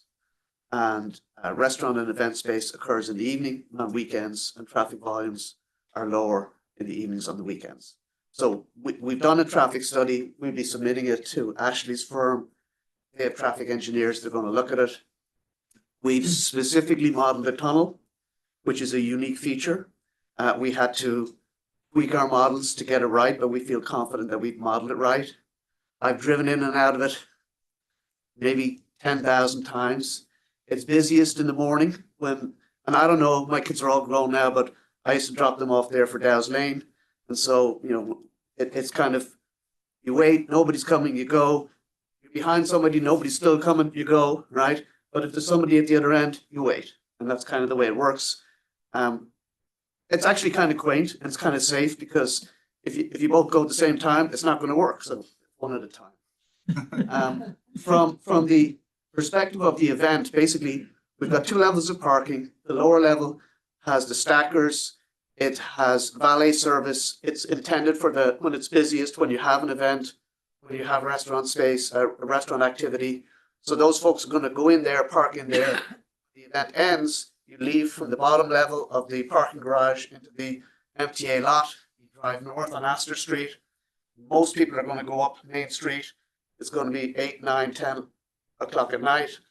It's not going to be at 7:40 when you don't want to be on Broadway, or 5:10 when you don't want to be on Broadway. Some people may be going to Dobbs Ferry, so it's conceivable that they'll come to the end of the parking lot and go back up Station Road. But the intent is to take the majority of event traffic, put them on the lower level, and allow them to go up Main Street. You said they're coming out at Astor. Correct. That was a suggestion that we got from your board in our last discussion. Because I thought it came out No, back onto. no, that's why I want to make sure you hear that. So But that's a very. that came up in a interesting discussion with your board, and we Yeah. modified the design to include that, what I call the rear exit toward the MTA lot. And That's we helpful. just kind of just summarize what John said in lay terms. The hotel guests and the event guests who are not folks who know your village and know Station Road and where that tunnel is, they're going out the back, they're making a right, and they're going to come in. They're going to go out the way they came in, which is down Main. They're going to go up Main Street because they came in down Main Street. So they're not going to be going to Station Road. The folks that may go to Station Road are the 18 resi units up top who may have kids and maybe are going out. So we really don't think we're going to have an adverse impact on the Station Road and the tunnel, but that'll be Ashley's turn to advise you on. That's a great change. Thank you. Here, the current use in the building, traffic-wise, both on Station Road and on Main Street, compared with your projected use, which 100%, we yes. assume will be verified by AKRF. So it's in our traffic study. Our traffic study is almost completed. Some of you may remember in 2019, I came before this board requesting the construction of additional parking on South Buckout Street for the then owner of the building, because the building was almost fully occupied. He had some space he wanted to lease. He had no parking, and it didn't go anywhere. And then the pandemic happened and whatnot. It's a 129,000 square foot building. It's a mixed use building.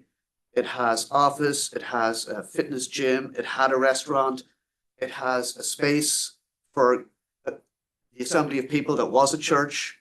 It's now space that Eileen Fisher rents, and she occasionally has events there. So it can be busy and it could be busier. And we did a trip generation reflecting that. And we did two comparisons, one to the proposed project when there's not an event, and one to the proposed project when there's the largest event that would be permitted under the proposed program. And obviously there's a range in between.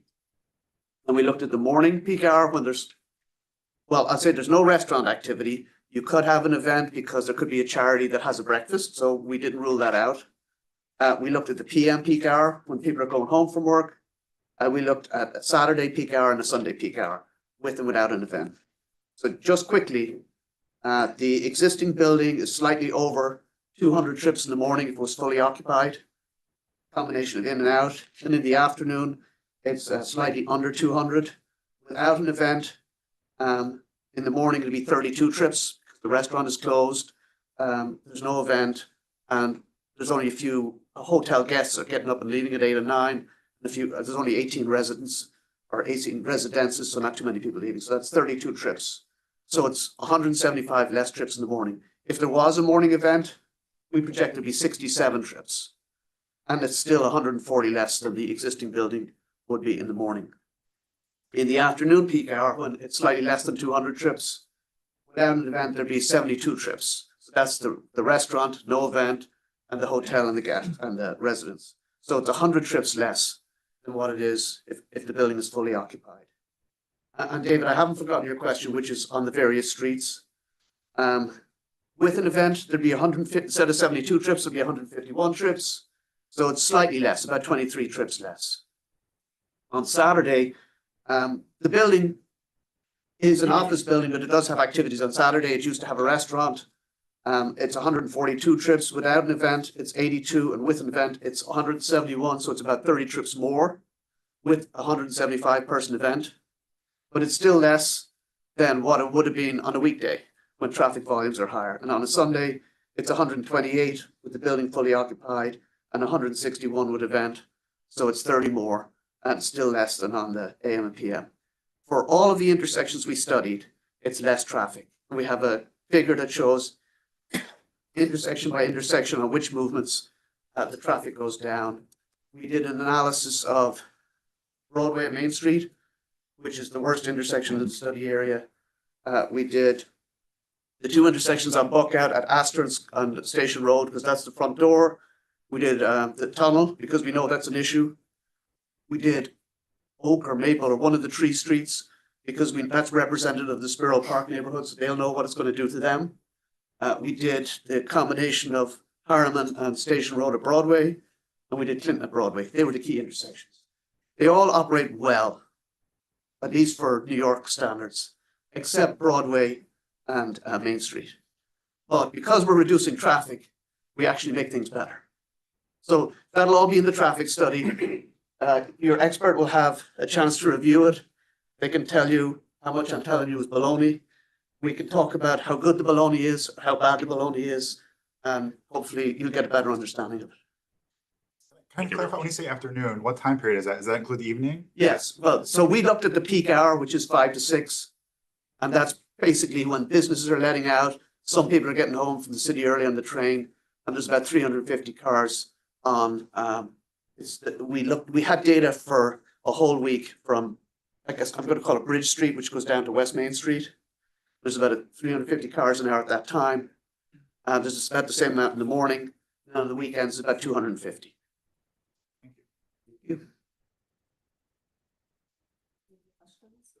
Just dovetailing that last comment, just something I said procedurally, we are urging AKRF to get back to us at the earliest possible date on the completeness of his traffic study. In particular, John didn't study all the intersections that Ashley and her team think we should study. We need to know that. As you can tell, we spent a fair amount of time thinking through before we even got here, what are the right intersections to study, what's the right information to supply the village with at the earliest possible date, and that's what we've done. Normally, we might come in and present and wait for your consultant to tell us, these are the 10 intersections we want. We've done this before, know the village, we tried to be as complete as possible. We hope we will. One thing I want to ask, sorry, I know you do have a website, but if other residents want to learn more about the project or the history of the building, can you point them to the website for this project that you have? So we know the Our Cosmopolitan. it's ourcosmopolitan.com. And again, if anybody wants to see the building, I have a client who apparently is willing to give tours and wants to make sure people will see it and understand the importance of this project. Okay, I have a question. I thought we had discussed the board being the lead agency. Did we? There's no motion in here yet, and I don't know, did you give a CEA yet? Yes, we did. Okay. You could do that at the next meeting. You have to declare your intent to be lead agencies because there's other agencies involved. Declare our intent at this meeting or at the next meeting? I would do it at the next meeting when we've got a resolution. We don't have a resolution now. Yeah, no.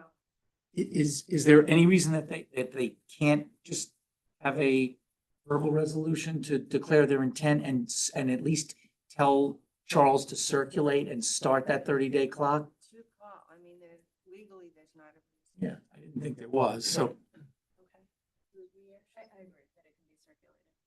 I mean, I think because we discussed it before and we discussed being the lead agency, I'm comfortable. Yeah, but doing you've got that. a new board. You Yeah, have to no, I vote know. on- I'm you have to- saying that's why I'm giving them the opportunity. Yeah, you have to Yeah. vote on it. You have to Yes. make a formal motion. Yes. Okay. So to do this, I would say, make a motion to But have you accepted the zoning petition? No, you know what? That- Okay, I want so to we get have this to do- right. I okay. don't know that they've accepted the zoning petition. We can do this all at the first meeting in January and get it straight. So Okay. we want to get this right too, Madam Mayor, as you well know. We made a submission in November. You put us on this agenda. You're ready to retain a consultant. I totally agree with Mary Ann. We too don't want to make a mistake. There's no reason you can't verbally this evening make a motion to accept the zoning petition and the materials we've submitted, to designate your intent to declare yourselves lead agency, and to begin the referral process. And again, I told you the first time I met with you, I know I'm pushing in terms of expediting. I wish I didn't have to, but I have somebody behind me who's been very, very upfront with you about that. Okay, I think just Mary Ann, just tell me what the sequencing would be, so we. I know. would rather wait until the January meeting when you've all got the petition in front of you. You've got the petition to say, you declare your intent. I don't think you're going to lose time by doing Yeah. that. We'll still move There- everything forward. There's no We're gonna reason. move forward with those. Yeah, Yeah. AKRF is going to move along. I'm going to move along. It's not going to hold anything Right. up, but it'll be a cleaner record. I think that's probably a good idea. And I think, okay, and also I think it's important that we sort of outline what the process is going forward for the board so that we're all very clear on all the steps. And I think that'll make it easier so that we sort of set forth a roadmap going forward, okay? And I think it'd be helpful, Arlene, in the beginning, David went through, I want you to do this, this, this, and put something in writing. Okay. I have to say, it's not direction to us. Oh, yeah, okay, we'll do it. But so, Yeah, None of it's complicated. I'm happy to put it in writing. yeah, and I You've heard it think, twice I already, think we but I'm should happy to do it. outline, I think we should outline what the steps would look like. Yeah, and So then that we you all have get that on the all same be page, yes. It'll all be planned for the next meeting. Yeah. Like I said, you're not losing time, because what you need now is AKRF's input, and once you hire them, they can do that irrespective of whether you're, because they're gonna be doing it for whoever's lead agency. The most important verbal request that I would have, and Carlos and Scott will correct me if they disagree, and Miguel if they disagree, is task AKRF and task Han with reviewing the material. And that's all I can do is ask you to do that. I've been working with Han Engineering a lot longer than any of you, so I know what I'm asking and why I'm asking it, and I know they're busy, and I know that we need them to do that. I would also urge you to consider referring us to your planning board, whether it's the January meeting or the February meeting. We do need to get in front of your planning board under state law for them to make a recommendation back to you. So again, that's something that I need you to tell me, and I know Carlos wants you to tell him. When will that happen? Okay, I think our next step will be to map out what we're gonna do so that it's clear for you all and for us as well. And I think what we can also do is sort of commit to sort of like a time frame so that everyone's clear of what this looks like going forward. And we're not necessarily sitting here at every meeting trying to figure that out. Right. So I think we can commit to doing that. I think it's a better process for everybody. And Marianne, we can kind of sit through all of the different steps and then we can make sure that we do all the process properly. Okay. Any other questions? Okay. Thank you for your time and your patience listening to us. I think we're going to stay for your public comment period to see if there are any public comments. And again, we look forward to appearing before you at the next possible meeting.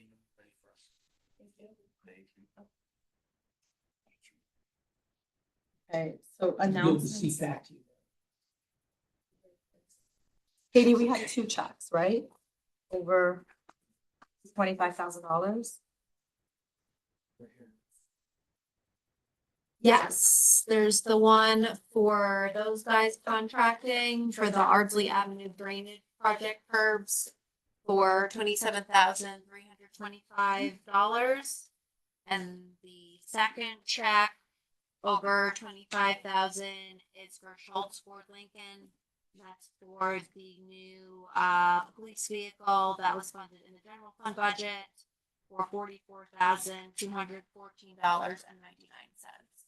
Do we need to? It's just like an Just announcement. Exactly. Okay. Okay. I want to just discuss my new policy for correspondence. I'm not going to read letters. I'm going to allow residents, if they want to share their comments, to come in person or over Zoom to give their own comments. I'm going to refer to the letters that we receive and just what the topic is. They already are part of the public record and can be read. I want to avoid summarizing people's letters and, not hitting what points they want to hit. And I will, refer residents to the full letters, which are available online. Okay, so this week we received 2 letters, one from Savitri Mataram and Jyotir Ram Nareen. And it has the first letter, who's a resident. I'm also not going to say people's addresses, just whether they're residents. And this letter is with respect to the recurring flooding, erosion and runoff issues in their neighborhood. And they have filed a claim against the village. So I want to say that. The second letter is from Peter McCallick. And this is with respect to 76 North Broadway. And I understand Peter may be coming to share his.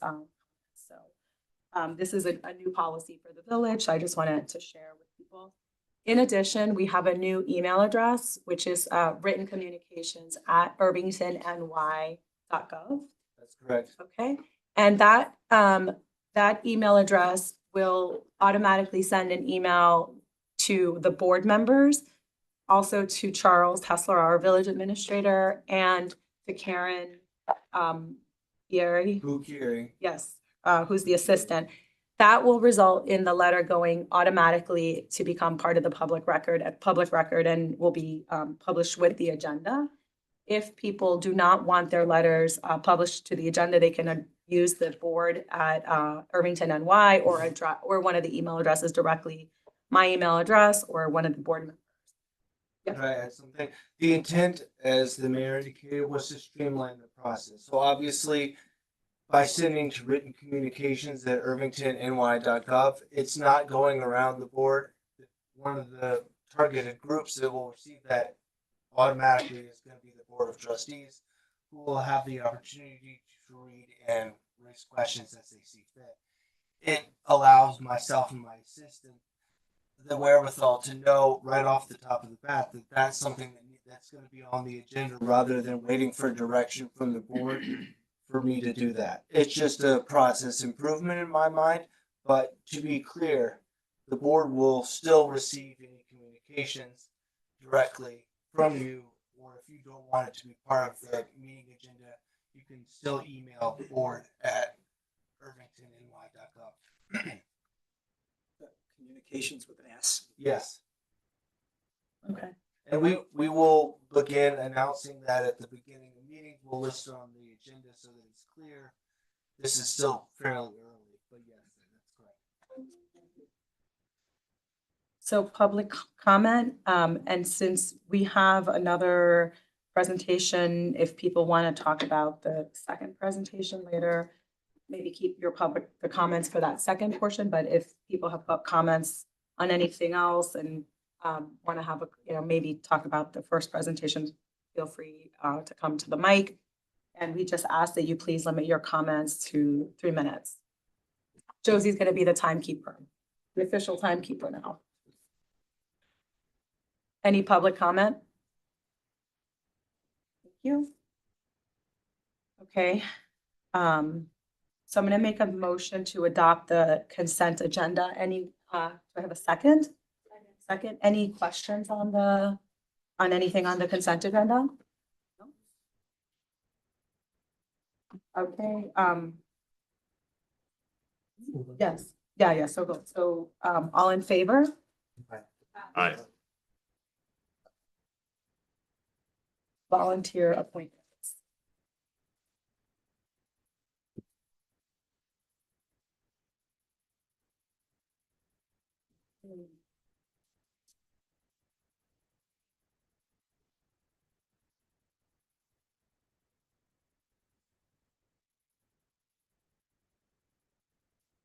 Okay. For some reason, I'm just trying to get to the volunteer appointments.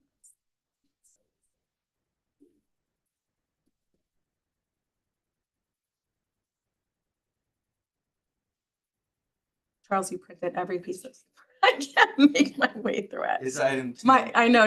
My Do you computer want is it? actually now working. Yes, can I? Well, I have it actually. I found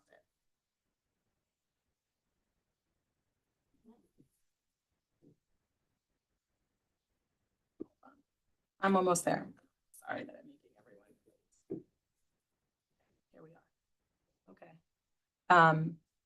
So we're gonna make a motion, right, to appoint the following village board committee members. Should I read them first and then accept it second, or should I? I would read them first and then ask for a second. Yes, okay. Yes. Okay. So resolve to appoint the following village board committee members to the ethics board, member Saval Sims with a term to expire December 2029, member Chris Tallett with a term to expire 2030. To the library board, member Roddy Austin with a term to expire 2030. And then further resolve to appoint the following ad hoc volunteer committee members with a term to expire December 2026. First, steering committee and Jaffrey. This is to the Irvington Green Team, steering committee and Jaffrey Holmes, steering committee Bruce Bell, steering committee Charlotte Binns, steering committee John Cossins, steering committee Leo Lispect, steering committee Lisa Antonelli, and then the following all members: Bill Estes, Gloria Leahy, John Blair, Yasana Sorrell, Joan Nelson, Juliet Hartel, Leah Ray, Melanie Solomon, Nikki Coddington, Sandra Trusa, Warwick Norton, Sasheen Hardis, and junior member Sam Perez. Do I have a second? Second. All in favor? Okay. So, so let's talk, we should talk about the AKRF proposal for the planning and traffic services related to 50 South Buckout. Do you want to talk about that? No, well, just she's here? Ashley's Ashley's here. here, Ashley here perfect. is Hi, she's the Ashley. principal in KRF. Okay, do anyone have questions about this? We're basically appointing AKRF to be the consultant to the Yes, board for with the Cosmopolitan building. project. Yeah, they're currently working with us on the 76 North Broadway project. And worked with the board on a number of other things, Brightview and yes, a number of projects, so they're really familiar with the development. Anyone have questions on the? To be clear, this was a request made to us by the owner of the Cosmopolitan building. They submitted funds. They don't make the request, we choose it, they pay for it. Got it, okay, so what she said. Yes, what she said, yes. Okay. You want to get in trouble with me? No, I'm glad Okay. she's here, keeps me straight. So to be clear, this is no cost to the village. Yes. The AKRF services. Yeah, it's are getting no paid for, cost to they've the village. already, the Cosmo people already posted their escrow, so that pays not only for Ashley, it pays for my fees as well on that particular project. Okay. Okay. And I'm sure it'll pay for Han too. Okay, so I'm gonna make a motion to approve the AKRF proposal. Do I have a second? Second. Okay, all in favor? Aye. Oh, I should read the resolution. Resolve to approve the agreement with AKRF for planning and traffic peer review services related to a pending application of 50 South Buckout Street and authorize the village administrator to execute said agreement and to be further resolved that any expenses as a part of this agreement be charged to escrow account 5.5.87. All in favor? Aye. Perfect, thank you. Charles, you want to talk about the state and municipal facilities capital program for Irvington Fire Department? Sure. State Senator Andre Stewart Cousins awarded a grant in the amount of $150,000 to the Village of Irvington Fire Department for the purchase of fire ground portable radios. So this grant is being administered through the Dormitory Authority of New York, using the same grant, which in the application for the grant is provided as backup for this grant, or in the agenda. So this is going to help us close a gap that we have in our communications, or improve our ability to communicate with that critical department. So obviously, as a village, we're very happy to have the support of the state senator on this, and we're seeking the authority of the board for me to sign that. So I'm gonna make a resolution, make a Question. motion. Charles, how many radios are we talking about? And what are the range of these radios? And is there a capability of communicating with the other fire departments that we frequently are sharing? So as far as the radio ranges, I'm not in a position to answer I don't know those details. I know that the fire chief is on. I'm not sure if he's able to speak to that, but I could certainly get that information. I'm just gonna try to pull it. It is Part of what's driving that question is 33 radios. 33. So if a member of the fire department has his radio at his home, does it reach the people on the truck? It is my understanding that that is the case, but I can confirm that for you. I don't want to guess. We have no idea about interconnectivity with other buildings. No, this is such a specific form of communication between the county and the local municipality. I'm not sure, and I don't want to give him incorrect. Is Chief Dowd on the, will he be able to answer? He was on, Okay. he's not, but I will Okay. certainly We follow can up. follow up. And for the next meeting, I'll make sure that I can have answers to that question for the public. it doesn't hesitate Yes, yes, yeah. going ahead with this. Would you like grants like this? Yes, we do like grants. So we're gonna make a motion to approve the state and municipal facilities capital program for Irvington Fire Department. Have a second? Second. Okay. So be it resolved that the Board of Trustees of the Village of Irvington hereby authorizes the village administrator to execute the state and municipal facilities capital program for the Irvington Fire Department for the purchase of fire ground portable radios with the anticipated amount of funding to be received from the SAM program to be $150,000, and be it further resolved that the village administrator is authorized to take any and all necessary actions to effectuate the intent of this resolution. All in favor? Aye.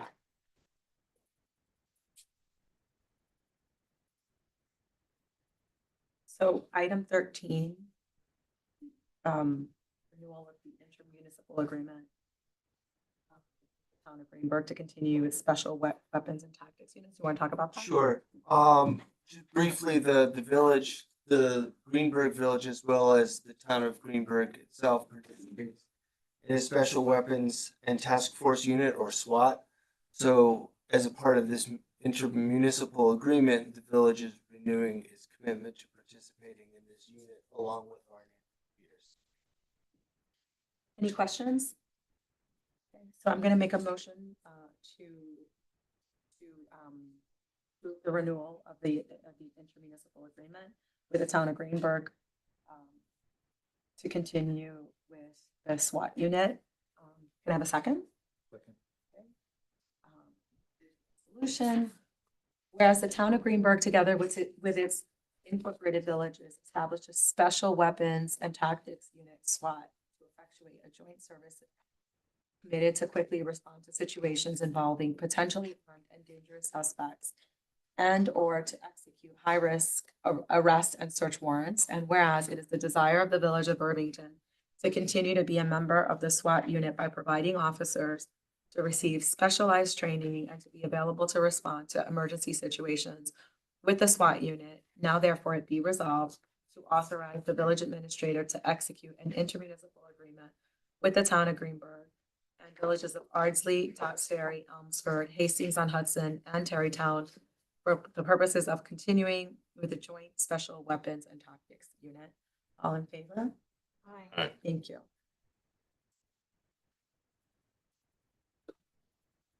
Approval of the plaque for the Abdel Tavern. Paul, and can you tell us a bit about it? Yes, good evening. I'm Paul Ficalora, president of the Irvington Landmark Preservation Committee, Inc. Just in summary, we're requesting half the payment to create and install a plaque on the Odell Tavern on the fence of that entrance to that. And I would just like to read you, for those of you who are not familiar with the Irvington Preservation Landmark Committee. The Irvington Landmark Preservation Inc. was established in 1994. Its mission is to identify, preserve, and document historic landmarks and sites in the village of Irvington, and with the sanction of village officials and or private residents, publicly identify those sites and landmarks with appropriate plaques or markers. And so far, we've done 9. We've done the mile markers, we've done this building, we've done the library, we've done the Irvington Monument. We put that on the National Historic Register. Based on, it was designed by Daniel Chester French. The Paul Halsey Pond has a plaque there. And so Earl has been very diligent about focusing on the Odell Tavern because of his historic nature. And I'm assuming you've all read what I sent, which is beyond the plaque.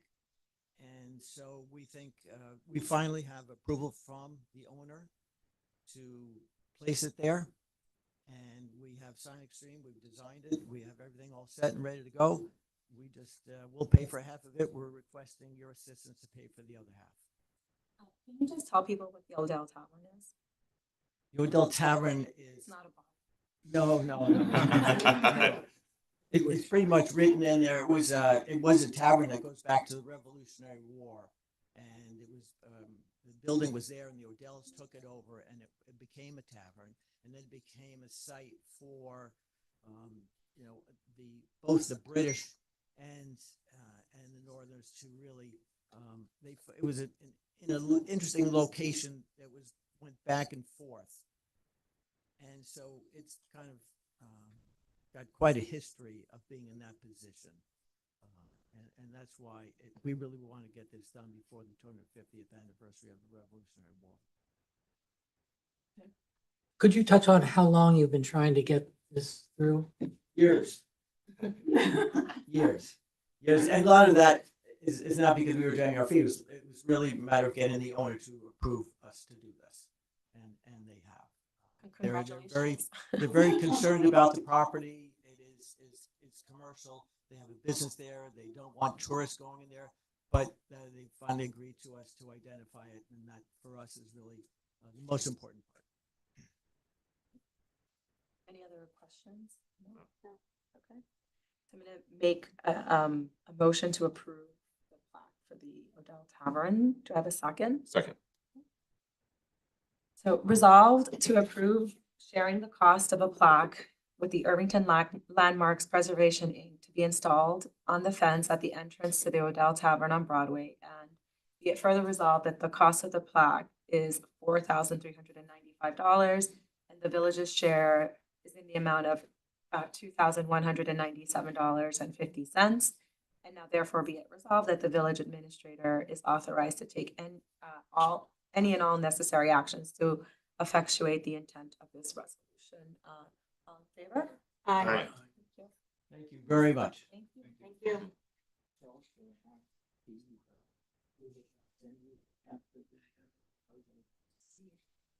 I think I already. Yeah, I should send it to you. Okay. Thank you. Thank you very much. So,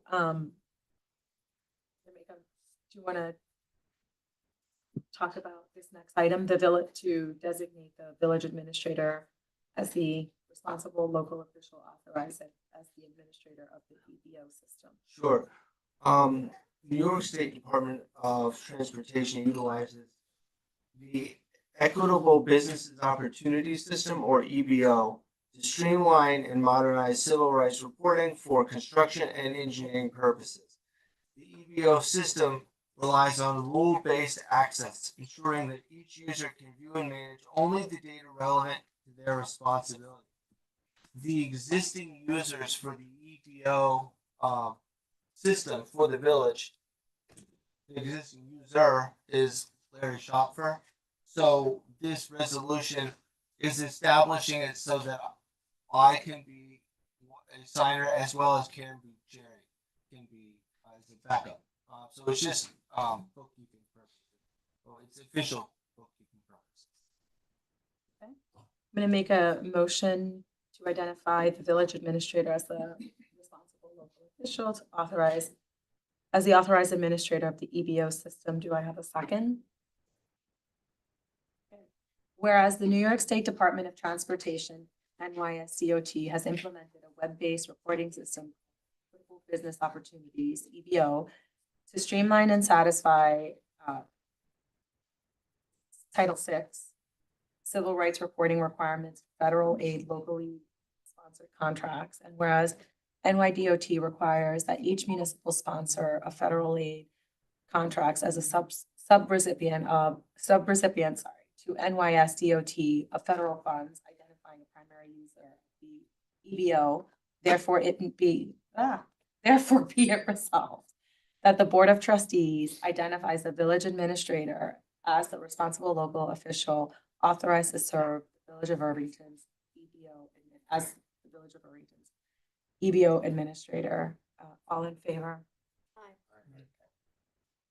Okay, we have a resignation of volunteer boards.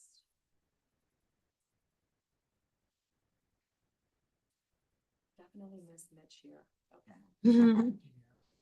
I'm going to make a motion to accept with regrets the resignation of Naresh Dioli as a member of the Irvington Woods Committee effective December 1st, 2025. Do I have a second? Second. All in favor? Okay. Approval of video server infrastructure upgrade. Sure. This project was approved in the current fiscal year's capital budget. It's to replace the infrastructure, hardware and software for our video servers. They are reaching their end of life, which causes the additional cost for maintenance. Certain things, if they break, we can't replace them. In general, it's harder and more expensive to maintain these systems, and it's best practice to upgrade them. So as the board already approved the fees, we got the proposal from Strategyem to do it. We are taking the step to do that. Any questions? Okay. I'm gonna make a motion to approve the video server infrastructure upgrade. Do I have a second? Second. Resolved that the village board of trustees hereby authorizes the village administrator to enter into an agreement with Strategyem Security to upgrade the village's video servers and ancillary software at a cost of $62,906.65. And be it further resolved that the cost of this project will be financed from account 006.1620.0469.0525 of the approved 2025-2026 capital budget. Katie, you have to make sure that I didn't mess that up. Okay, so the next item is the approval of a filming permit for Tiny Castle Films. Do you want to talk about that, Charles? The application itself is to film in the theater on January 7th. It's a relatively small footprint as far as the filming goes. We ran the filming application through my office, but it was reviewed by the police chief. And we're moving forward because we don't see any operational challenges or impact to the public. Okay. So any questions? What's the fee for this? $1,050. Okay, so I'm going to make a motion to approve the filming permit for Tiny Castle Films. Do I have a second? Second. Okay.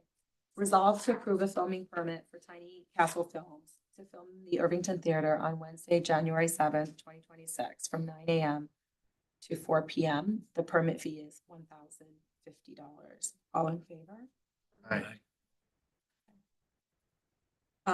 The next item is approval of the Civic Plus Agenda Management Software. And is this the change to our Yes. system? Okay, so this is an exciting change. So my memo, if anyone's curious, does outline what it is and many of my items. I try to provide some background, so if the public wants to read that on their own. The intent of this is to make us more efficient. Obviously, as you've seen, technology tonight doesn't always result in efficiencies, but this one certainly will. It's a software that will enable us to manage our meeting agenda, not just for us, but potentially for other land use boards. They'll be able to use the same license. It allows us to consolidate and streamline the method by which we take and add items to our agenda. From the public side, it's going to consolidate how the public consumes the agenda. It integrates the video, the agenda itself, and the background and archiving all into one place. So when you go to look for a meeting agenda, you'll see the video of the recording. You can jump around based on what you want to do and not have to fast forward to try to find the item.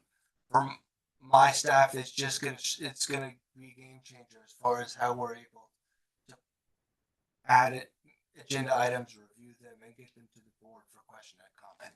How does it change the adding items? I hadn't heard that part of this. So the way we do agendas now, and I don't want to use the word old school because I like old school things, but it's a little bit, it's very paper based. So whenever we have an item, either myself or Karen Bucheri will write the resolution and provide any backup. Then Karen literally prints out the sheet, puts it in a stack of pages, and then scans it and then sends it out, which is how people consume the agenda. By using a tool like this, what you can do is I would add an item and I push a button and it sends it to her to review and vice versa. So simultaneously, if the board was so inclined to review agenda items as they're being developed, that could be added as a workflow rather than, sending an email with an attachment that you'd have to open. The board would be able to go to the view and see it. So it's just, it helps us too, because Karen will get resolutions from Mary Ann.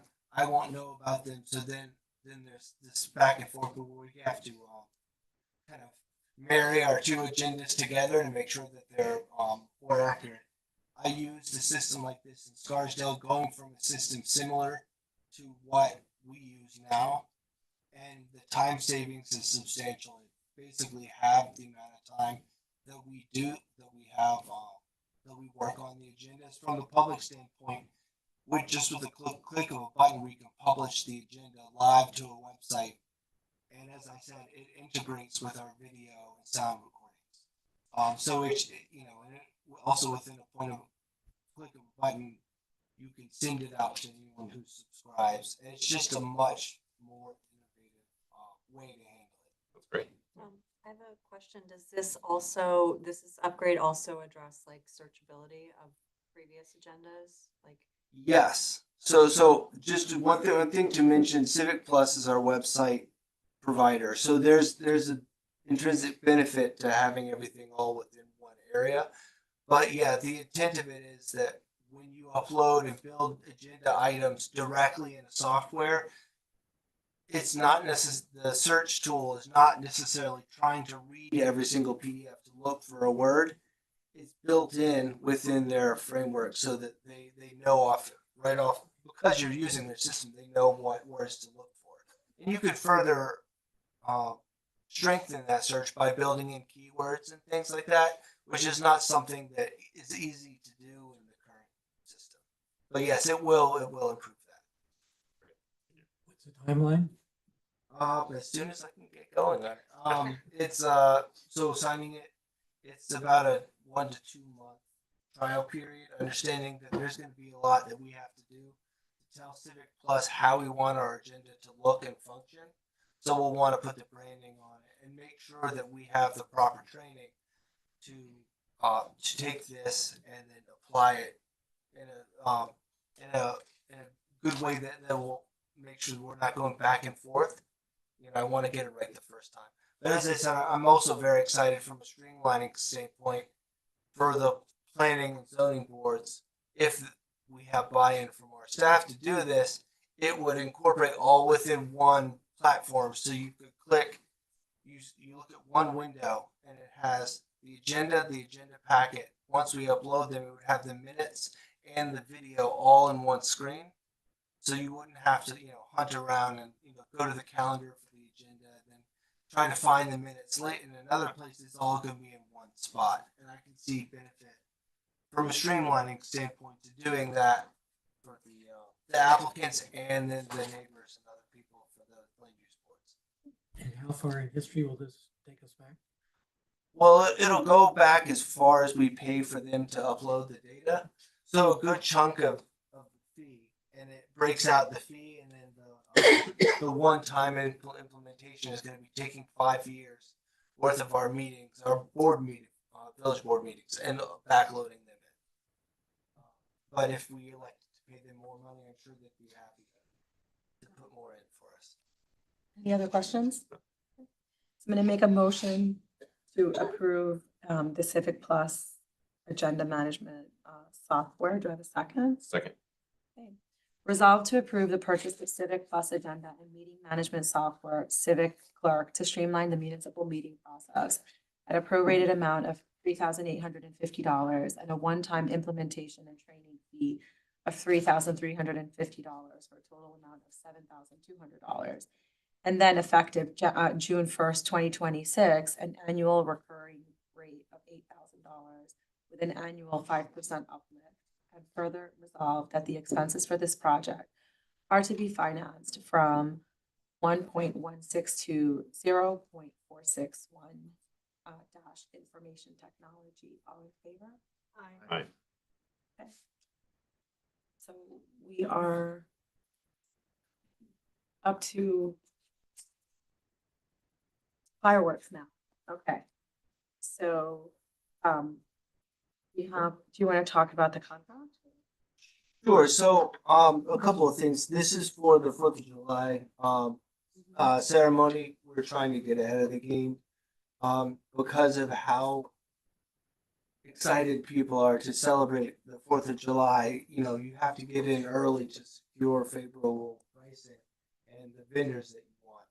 I do want to make a motion or a note for this one though, that the contract itself, it still needs to be reviewed by Mary Ann. So the board, if they elect to approve it, is approving it pending review from village council. So, any questions on that? Off the top, I don't, is there a big difference between last year's cost and this year's cost? I'll have to get back to you on that. It's very similar. Similar, right? They generally are fairly consistent.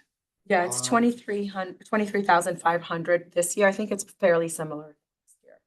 One thing I would say, just for the public's frame of reference, for any kind of fireworks display like this, it's not just we're handing over a check and then boom, there are fireworks. There's a lot of work that happens behind the scenes to make sure that the police, the fire department, and ambulance thoroughly vet the plan for any fireworks displays to maintain safety. It is a they do sidewalk throughs, they determine where the debris is going to land. You know, it's very important with us being on the river to understand where everything's going to fall. So this is a very buttoned up process that all villages follow to make sure that it's safe.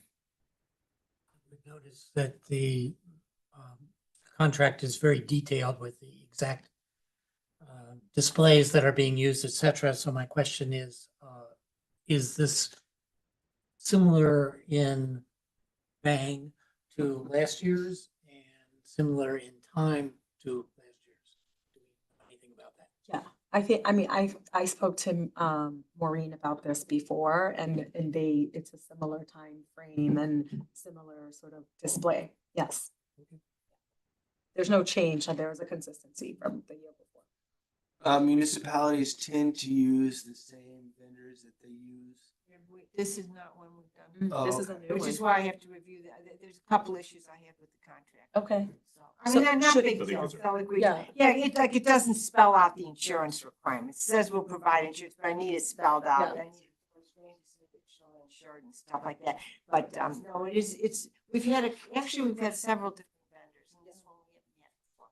Do you would recommend we wait for you to negotiate? No. Okay, Larry's not, fre- there's not. No, yeah. there's Okay. frequently done these things, subject to, my Approval.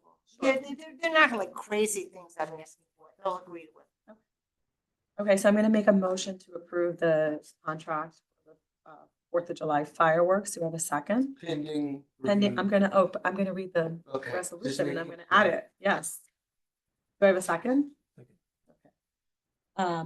Okay, resolve to approve contract number 2026-01 with July Forever Fireworks, Inc. and Rocco Polyfrone for a fireworks display on July 4th, 2026 in the amount of $23,500 pending review of the village attorney. And further to authorize the village administrator to execute the contract. All in favor? So the next item is to approve a change order number 5 for the Harriman Road Route 9 culvert project. And just to give you a little background, it's similar to the other change order we have received up to this point. We continue in doing the work on the Harriman Road drainage project. We do find that our contractors are going through a lot of rock, they're finding a lot of abandoned utilities. And so unfortunately, this is what happens when we do that. Okay, I'm going to make a motion to authorize approval of change order number 5 for the Harriman Road US Route 9 culvert project. Do I have a second? Okay, resolve to approve change order number 5 with Bradhurst Site Construction Corp. in the amount of $59,292.18 for the Harriman Road US Route 9 culvert project, and to authorize the village administrator to execute said change order. All in favor? Okay. So, I have one question following that up. Charles, the way this project is going, I assume there's probably gonna be a few more things they're gonna find once they start digging. Yes, and actually Katie and I are tracking the expenses. But tracking the expenses as we're going over budget. So the next time we get to this, get a total of how much over budget we are and what might we predict before we get to the other side of the road? It was around the $500,000 range. We will need to identify how we're going to fund the current deficit. Okay. And get an estimate to project completion. Good, thank you.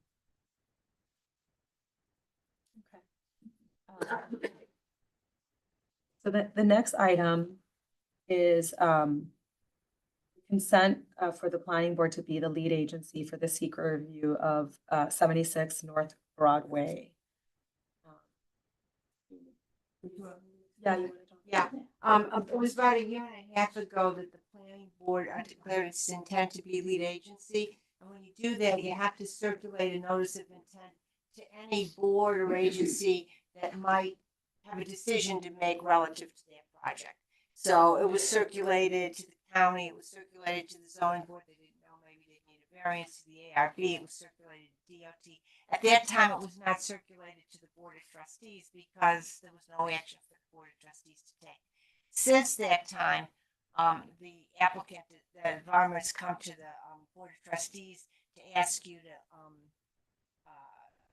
give them the bonus, area coverage and FAR bonus, which means you have an action to take, and which means secret has to be done. And so the notice was circulated to you, and it's all spelled out in the resolution. I think it's explanatory. But if I assume you consent to the planning board continuing to be lead agency, so that's what this resolution's about. So it's not really a change in them as the lead agency, it's No. just notice and It's this is you're a saying requirement. it's okay for you Yes, to do it's it. fine for you to continue. Right. Okay. Okay, so I'm gonna make a motion to consent for the planning board to be the lead agency for the secret review of 76 North Broadway project. I guess it's really, The resolution has all the. yes, but it's, yeah. So, do I have a second? Second. So whereas on July 16th, 2024, the planning board circulated its notice of intent to be lead agency for the review under the State Environmental Quality Review Act, SECRA, of the application of DKR9 LLC, Burma RE Development, the applicant, for a special permit and site development plan approval to construct a combined multifamily 53-unit building and a preschool at 76 North Broadway, the project, which is located in the village's multifamily office MFO district. And whereas none of the government entities identified as one that would be giving approval, funding, or sponsorship involved agencies objected to the planning board serving as lead agency, and therefore the planning board assumed lead agency status. And whereas at the time of the July 2024 circulation of the notice of the intent, the Board of Trustees was not identified as an involved agency, and whereas during the course of review before the planning board, the applicant applied to the Board of Trustees to grant the coverage and FAR public benefit bonus permitted by Village Code 224-47-9 DNF, which action would make the Board of Trustees an involved agency now, and therefore be it resolved that the Board of Trustees consents to the planning board's being the lead agency for the SECRA review of the 76 North Broadway project. All in favor? Aye. Okay, so our next item is the discussion on the request by Varma Development for coverage and FAR public benefit bonus. So should we call them up? Yeah, do you want to come up?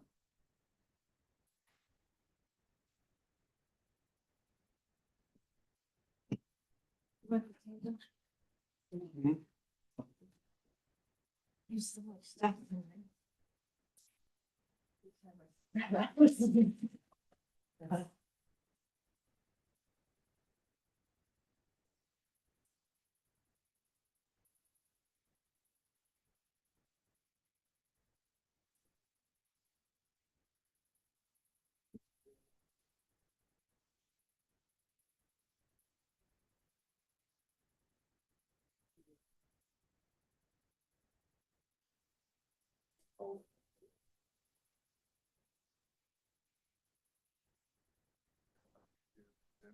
Yeah, we're.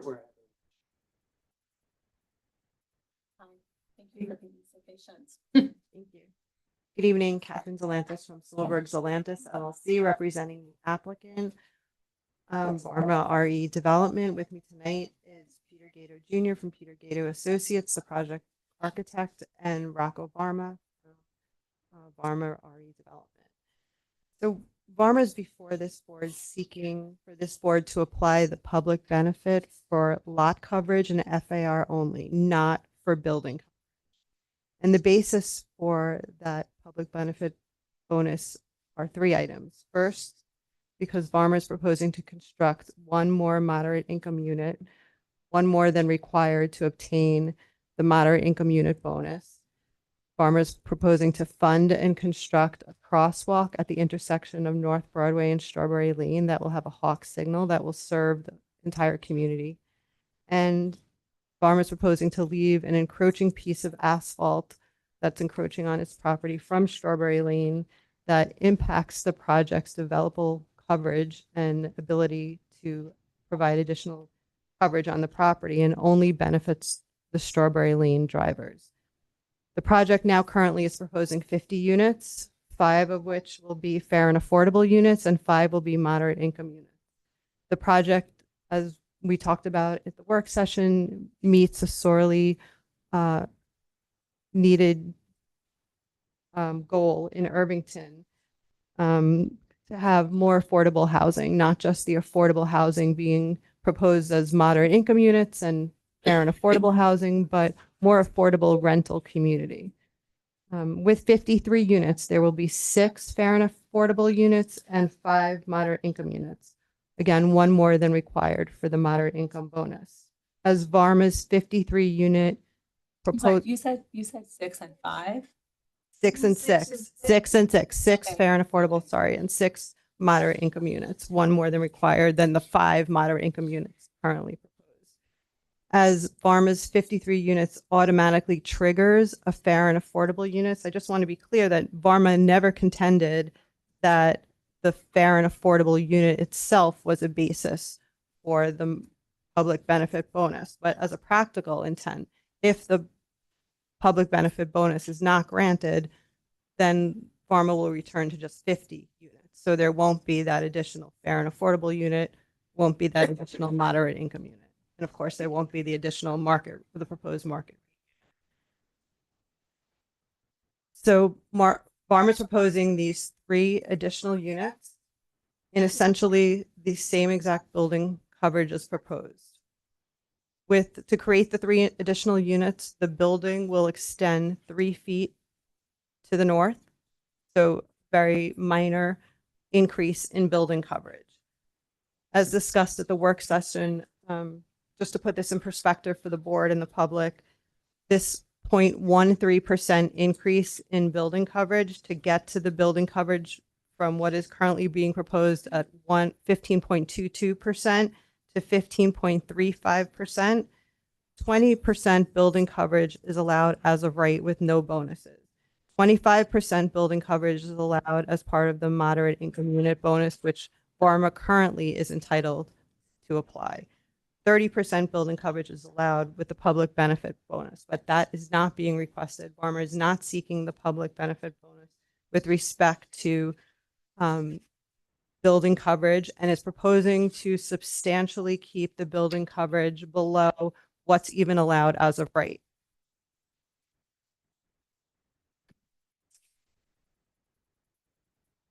But without the public benefit bonus, it would be impossible to create the 3 additional units. Without the public benefit bonus, it would be impossible to create the internal sidewalk that will extend from the building to the corner of Strawberry Lane and North Broadway, which is only required because of the proposed crosswalk. Absent the proposed crosswalk, there'd be no reason to have that longer internal sidewalk extending to that corner of the property.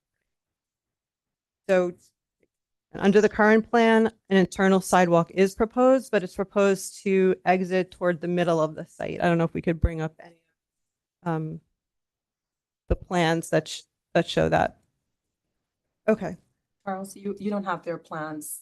I do have. Okay, plans.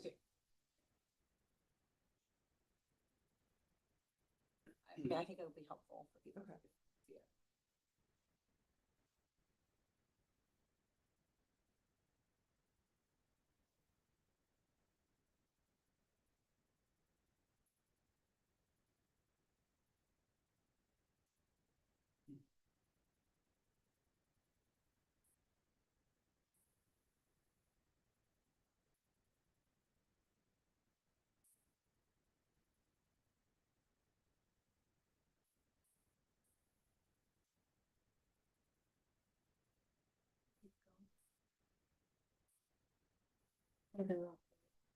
Are you looking for the site plan? The site. So this is the current plan that's been under review before the planning board. And you can see the proposed internal sidewalk. Well, half of the sidewalk is south of the driveway and then half of the sidewalk is north of the driveway, and it lets out towards the middle of the site. And then if we can go to the proposed public benefit plan.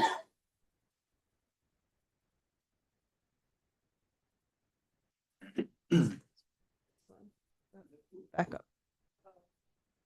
Yes.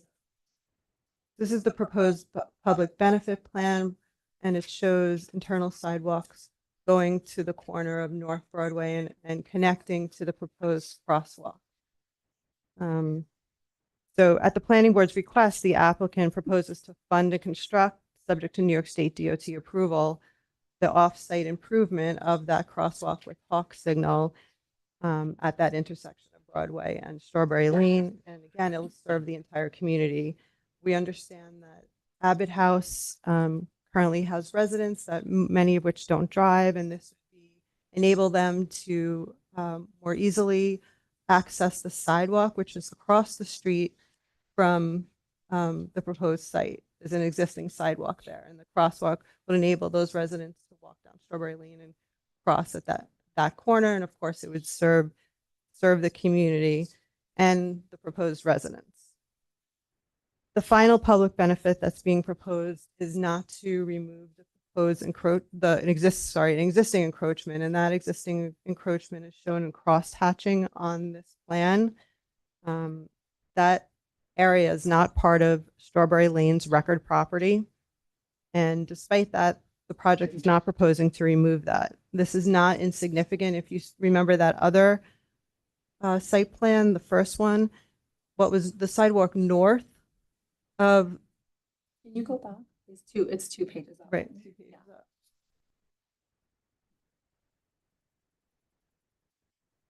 So that encroaching area results in a 684 square foot deduction of developable area. And that sidewalk north of the driveway is less than 684 square feet. We received Mr. McCallick's comments today about the 1961 special permit, which I'd like to address. And I believe it was shared with this board, that 1961 special permit. So in 1961, the zoning board granted U.S. Time Corporation, Timex, a special permit to use a property for research and development laboratory and offices. And in connection with that special permit use, it allowed them to add an addition to the existing structure. As stated in that 1961 decision, some residents at the time complained about the visual impacts related to the stone walls on the property. So as a condition of the special permit, the zoning board required that the stone walls, quote, along the southerly and westerly boundaries of the property. So there's a southerly wall boundary of wall. That's the southerly boundary of the property, is across Strawberry Lane. The westerly boundary is the North Broadway side. And the decision refers to relocating the walls along those two boundaries of the property, and that was made a condition of the special permit to relocate the walls along those two boundaries. It mentions nothing about extending a private street onto private property. The zoning board's actual decision did not authorize that, nor did it have the jurisdiction to authorize that. Strawberry Lane, the zoning board could not have authorized Strawberry Lane be extended onto private property. It could not have authorized a private street be extended onto private property. And for the village, it could not also have authorized the village to take private property from 76 North Broadway and make it part of a private road. And in addition, this special permit that was granted to Timex in 1961 is irrelevant to the current application before this board and the planning board, because the applicant is not proposing to use the property in accordance with that special permit. What's being proposed is a use in accordance with the now existing MFO district zoning. And unlike the prior uses, Timex, Maxon, that use Strawberry Lane as the only access to the property, that is no longer being proposed also. The access being proposed is off North Broadway. The only access off Strawberry Lane is a proposed emergency exit. So that 1961 special permit is inapplicable and by its very terms to this project, and did not restrict or require an encroachment onto the property. So also, Farmer's third public benefit, that encroaching area, is independent of the proposed crosswalk. If Farmer wanted to, it could be covered in grass, and the crosswalk, so if you go to the next, sorry.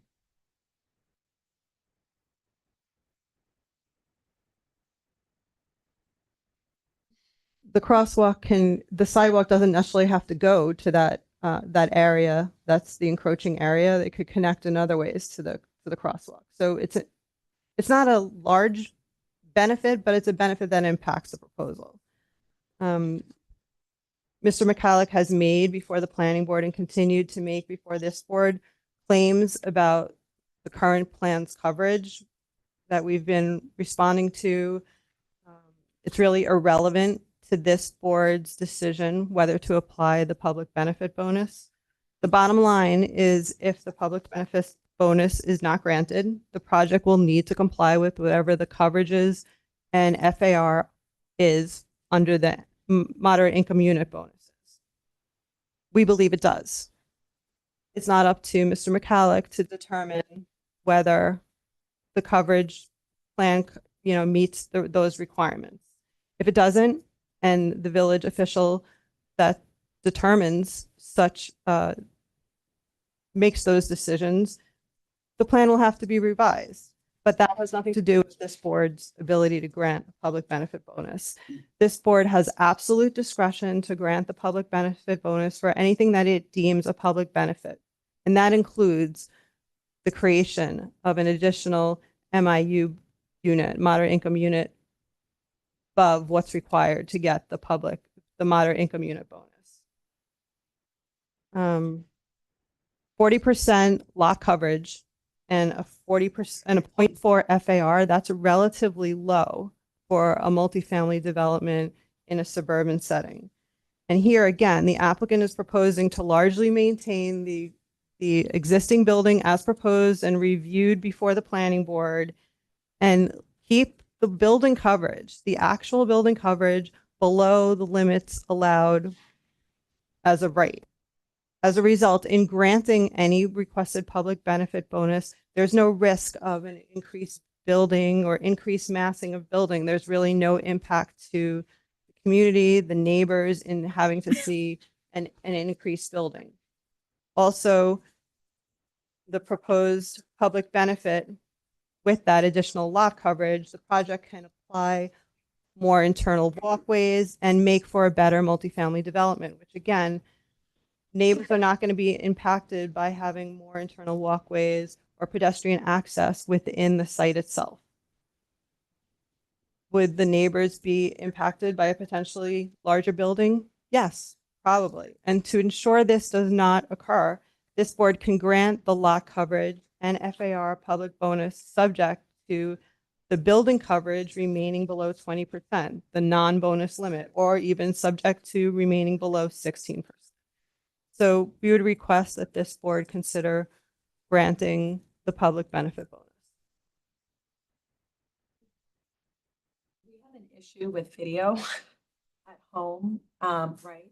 We have an issue where Yes, there's issues with the video being available to the public, both on Zoom and on the live stream. That's what I was bringing to your attention, and if the board elects to continue on with this conversation, so we can address the technical issues and discuss this with the applicant and then the public at the next board meeting on the 5th. I mean, we can, I mean, if people are here and want to address comments, if you want to continue, I think we may ask you to also. Is the audio still working? It's hard for me to ascertain without being on it myself. I'm hearing from members of the public who are here that they're having issues with the audio and video. Is it recording? So that you could, you know what I mean? They could watch it archived? I'm gonna have to check after this meeting is over to make sure that it's recording properly. I have concerns. Evidently it was working for the first presentation, so I'm not sure what happened. I'm not sure either. Okay. I mean, perhaps we can continue and then we may ask you. It's working on YouTube. It's working on It is? YouTube? Okay. So then we should continue. All right, Okay. that's fine. Okay. I apologize. It's hard for me to confirm any of that. Right. Okay. Okay, so that's fine. Okay, perfect.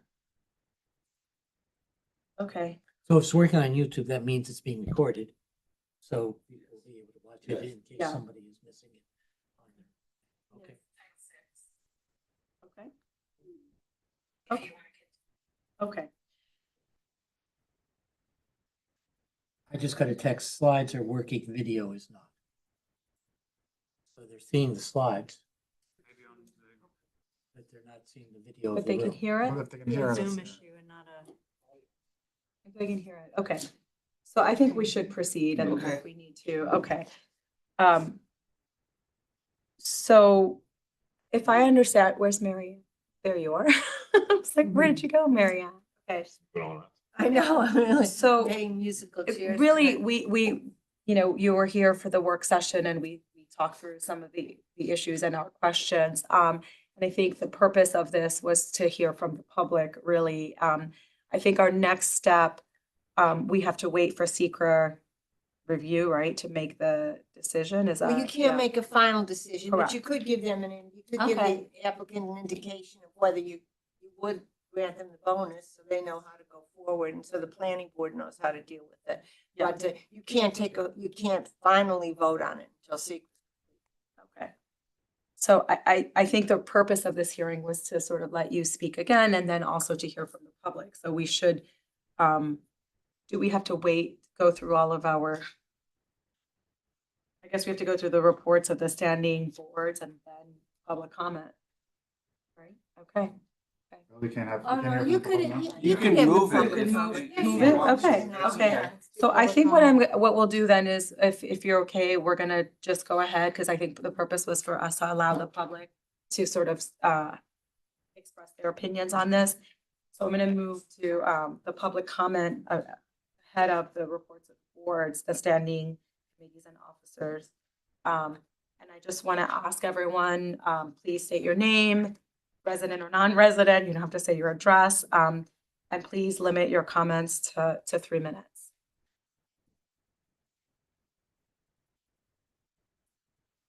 Good evening, David Osborne, 93 North Broadway. Thank you for your service. Thank you for everything you're doing to take care of this village.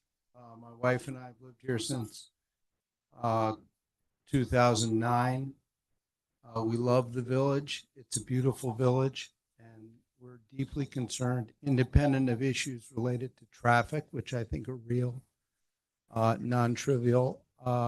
very concerned that this project is, despite all the good intentions of everyone involved, is not consistent with the historical character of the village. It just is not. And the fact that we need a hawk signal to help people cross Broadway, which is held out as an example of something good for the village, is just a sign of why it's not good for the village. Because there are going to be so many people trying to get across the street, and it's going to totally jam up the north and southbound traffic. And then you add South Buckout, and the toll buildings aren't in yet. The traffic is going to be a nightmare. And I'm deeply concerned it's going to ruin the village. Thank you.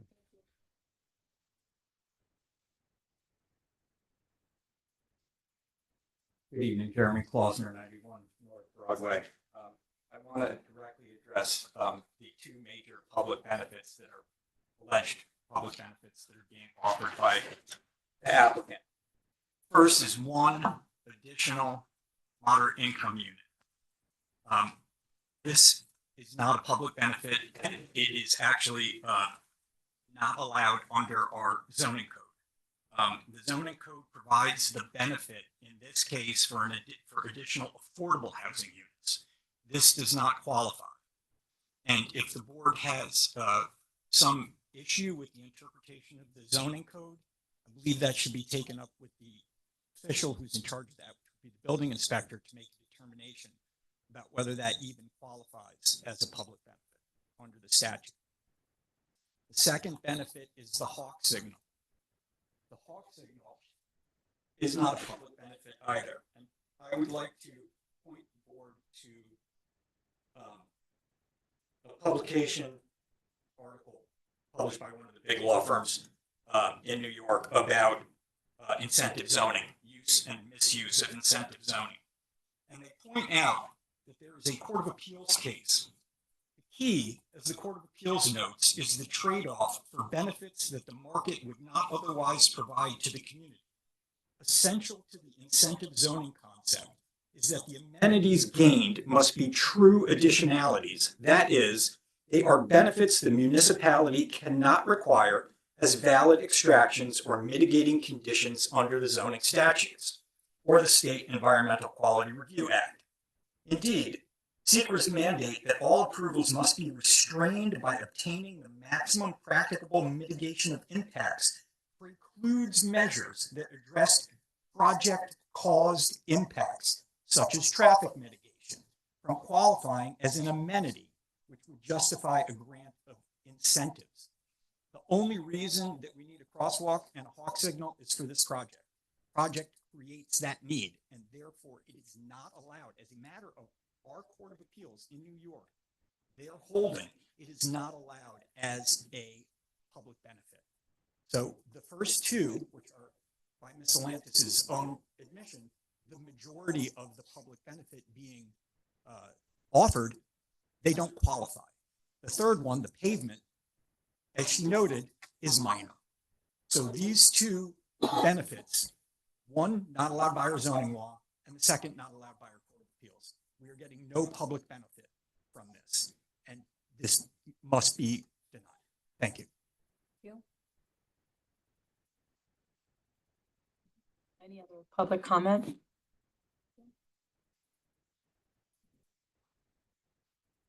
Hi there, Richard Levine, 75 North Broadway. So the hawk system benefit would be right outside my property. It would just cause cars to bunch up in front of my driveway. Looks a monstrosity.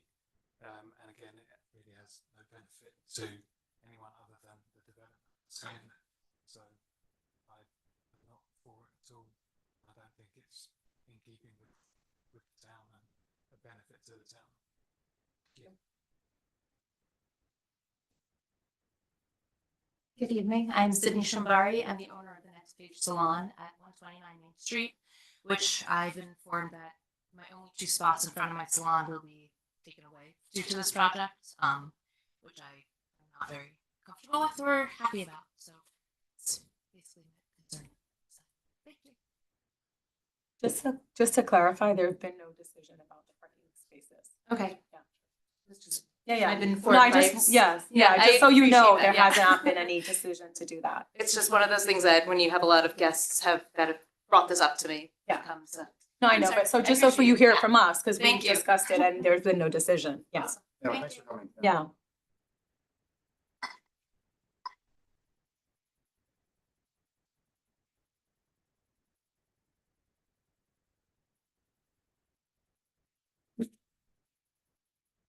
Hello, it's Peter McCallick, Strawberry Lane. I just wanted to submit the additional materials I sent in today.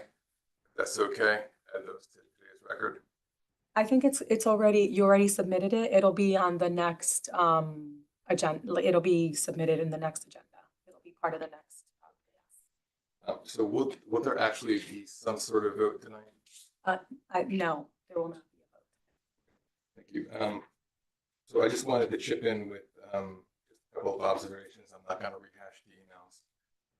I think just big picture, you've already heard from Jeremy that, well, I mean, we've got this sort of pretty aggressive, inflated description of what the benefits will be. So by my count, the only one of four are actually even eligible to be considered as benefits. I mean, I think it's also a bit telling that, you know, we've been dealing with this applicant for 18 months. They know they're under a lot of scrutiny. They came in here with that pretty aggressive reading of the code. And I think they thought that they could just sort of get away with that. And I think they're willing to do that. Tells you what they're going to be like in these negotiations. I think second, I just want to point out something that I heard the other night. They seem to be trying to also misrepresent the harm that will be caused by awarding of bonuses.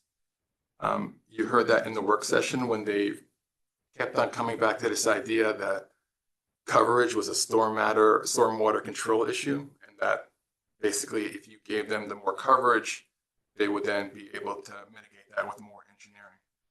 I would respectfully ask you not to fall for that. In Irvington, coverage does a lot more work than just manage stormwater. According to our own comprehensive plan,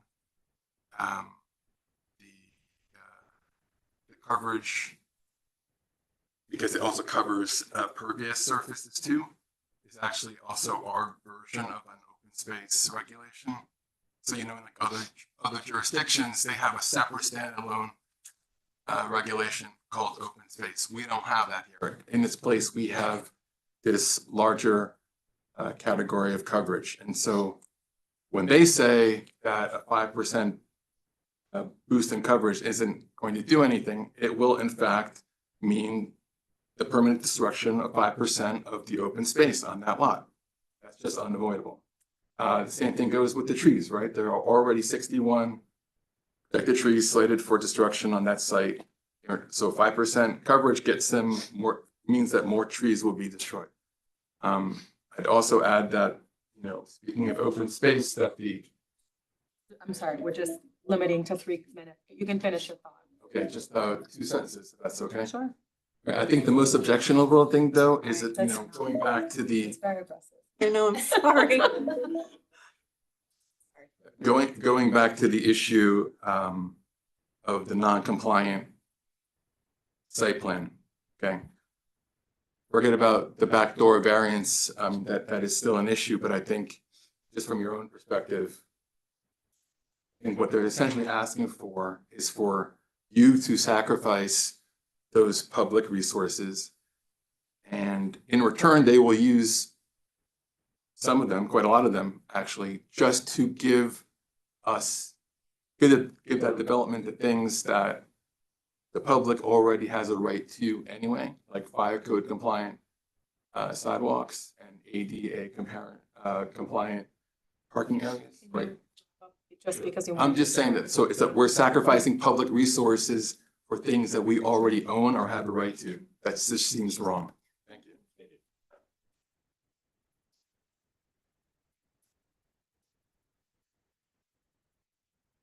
Good evening, Paul Kirby, 85 North Broadway. Thanks for your time and for your dedication to the village. I've lived in Irvington for 7 years, right across from the proposed development.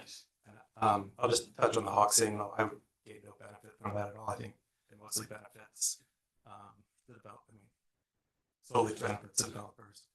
I've never had a need to cross that street right across from there. I think if they're concerned with the public benefit, they would do a study and see where a crosswalk would best benefit the whole community. And I've heard before that, we know it requires DOT approval, and that is not guaranteed. And I don't know how we can say that they're going to build this crosswalk without approval and give them the benefit. And if I can touch on the stormwater, it's a major concern of mine living across from the property. This summer, got like 4 inches of rain. Broadway was completely flooded. I lived in the property during Hurricane Ida, and my basement flooded and taken away green space. I'm very concerned about the stormwater. Thank you.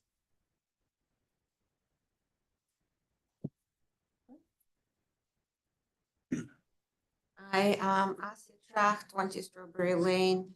I was asked by several residents of the Strawberry Lane who are not able to be here to represent their opinion on the public benefit of the Hawk signal. And specifically, I represent Billy and Winnie Sember, Igor Galenker, Helen and Boris Rubinstein, Nado Gabriadze, Yelena Polnovska. Those are the people who specifically allowed me to talk on their behalf. That there is no benefit for this Hawk signal. The residents of the residents of the Strawberry Lane. So just want the board to appreciate that. In general, sometimes there's a big picture, right? Been going to the planning board meetings for 18 months. And sometimes I believe that we lose the sight of the forest behind the trees because the big picture of this project does not fit in the village in this size and this shape in that site. And unfortunately, the developer the applicant has been trying really hard to squeeze the square peg into a round hole for 18 months. And this is just another example. Previous example before this board was the walk into nowhere, the round thing on the property, again, asking for additional bonus for the bonus. Just again, if aside from the public benefit of the Hawk signal, the project is just not right for this space. And I'd like the board to have a look at that if possible. Thank you. And I appreciate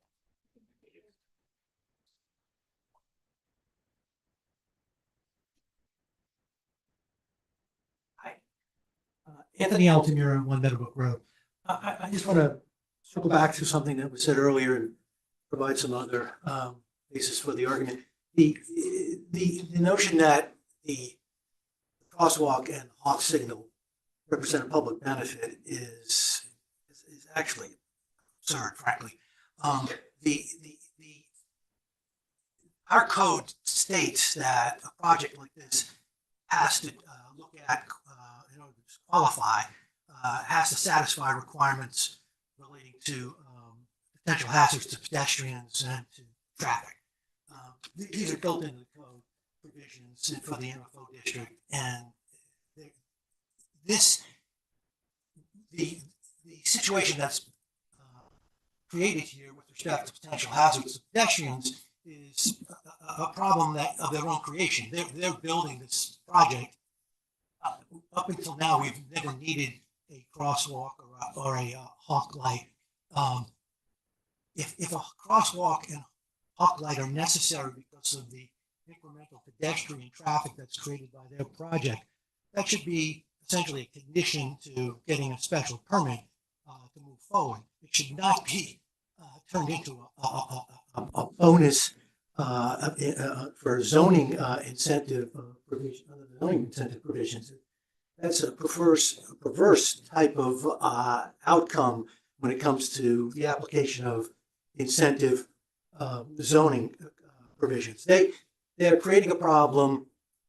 If they want to fix the problem by building an internal sidewalk and then having a crosswalk to allow people to their pedestrian traffic to get over to the other side of Broadway, the western side of the sidewalk on Broadway, well, that's an issue that they need to address. It's a hazard that they're potentially creating. It's a hazard that needs to be addressed under the code. It's code section 224-8. And moreover, under the CEQA provisions, when the CEQA analysis is ultimately done, there's a requirement that they address potential adverse impacts to traffic, to pedestrians, and so forth. Addressing and mitigating a hazard that's, or an impact, an adverse impact that would be required to satisfy CEQA is not something that is eligible for an incentive zoning bonus. So I just want to make very clear that the law in New York is absolutely crystal clear on these points. And Jeremy referenced the Court of Appeals case. There's a whole body of law that addresses these issues. And this is the whole reason why whenever you're dealing with incentive zoning, you need to be very careful. You're not just giving away something to a developer to make his project and life easier. There really has to be a benefit to the community at large, because whatever you end up doing is going to adversely impact the neighborhood. Thank you. Thank you. Somebody on Zoom. Somebody sent me a message that they're on Zoom. They want to ask a question. Michael Hanna? Yes. Yeah. Hi, I think you can hear me. Yes. Yes. Super. All right, we're making progress on Zoom. So I had just a couple of questions. I'm a resident, Michael Hanna.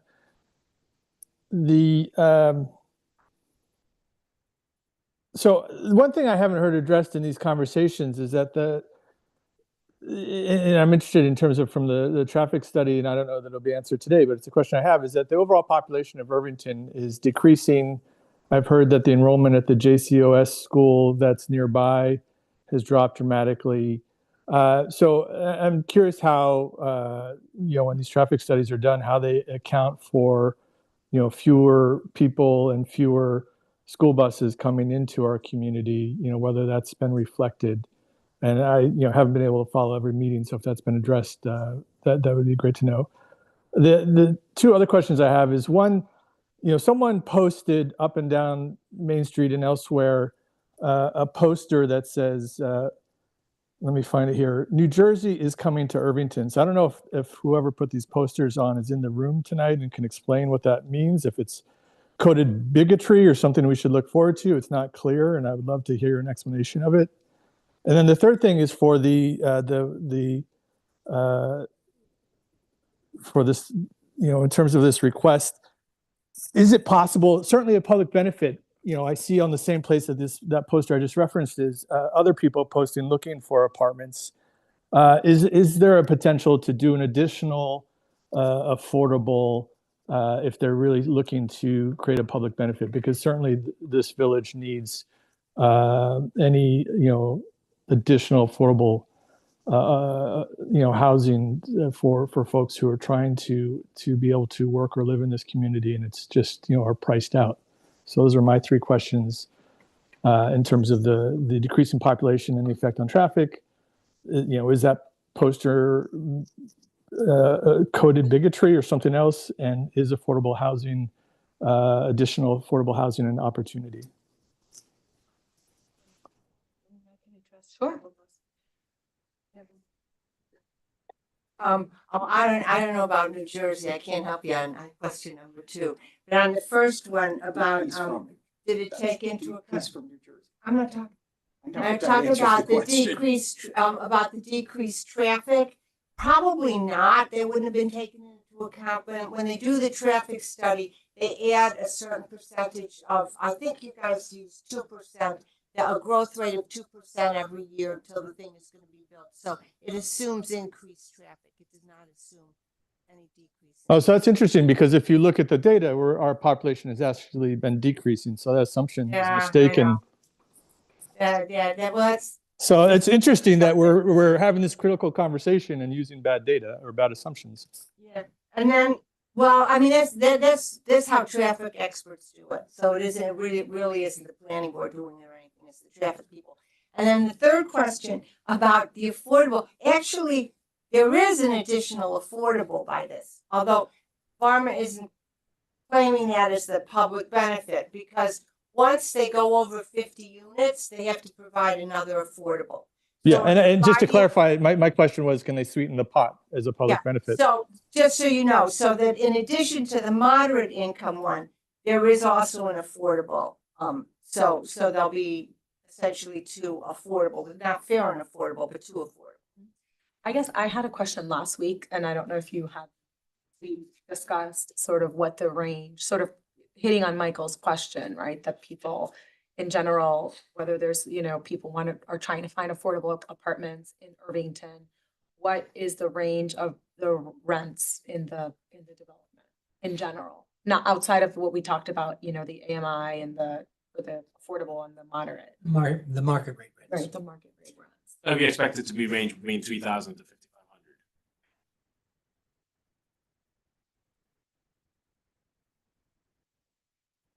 Any other comments? No? Okay, anything else online? There are no other hands up online. May I just make some points of clarification? So there was comments about proposed removal of the spaces on Main Street. I just want to be clear, that's not a request by Varma. It's not related to Varma's development. Varma showed that we can meet the mitigation measure by just widening the road. So that is not something that's coming out of the proposed development. In that vein, the Hawk signal is also not proposed, and the crosswalk and Hawk signal is also not proposed as a traffic mitigation measure. Varma meets the required traffic standards without the proposed crosswalk. It was up to Varma. Varma wouldn't want to do the proposed crosswalk and Hawk signal. It's certainly not something that is coming out of the proposed development. So it is something that, of course, the opportunity, right, for the planning board to request that as a benefit for the community is really, if there wasn't a project, there wouldn't be that opportunity. But it's not something that's required as a mitigation measure. So it is a public benefit. And just to be clear, this board, the code is very clear. It says in this board's sole discretion, this board has the opportunity to determine what a public benefit is. The code uses language such as more affordable units, but those are suggestions. This board can determine that an additional moderate income unit constitutes that not otherwise required to obtain the bonus is a public benefit, just like the encroachment that takes away 684 square feet of developable coverage is a public benefit, and the proposed crosswalk and Hawk signal is a public benefit. Not just going to serve the development. It's not required just because of the development. It's going to serve that whole community and make walking for that whole community in that area, that whole neighborhood better. I'd like to respond to I think you can make a comment. You're allowed to make a comment, but, just address the board. You're not to address it. Clauser, 91 North Broadway. The suggestion that all the traffic requirements under our zoning code are being met is inaccurate. I recently filed a lawsuit, which I'm sure everybody sitting here knows about, with respect to the failure to apply the general traffic safety requirements of the zoning code for special permits to the MFO. And the very strange interpretation of the code, which is very, very clear on this point, that those requirements don't apply to the MFO, which they clearly do. So we are talking about traffic, pedestrian safety mitigation, and there would be no reason to have this Hawk signal or crosswalk absent this project. It is a direct result of the project. And I hope Ms. Salantis feels very strongly about that, because my guess is that a judge is going to be more interested in what the Court of Appeals has to say than what she has to say. Thank you.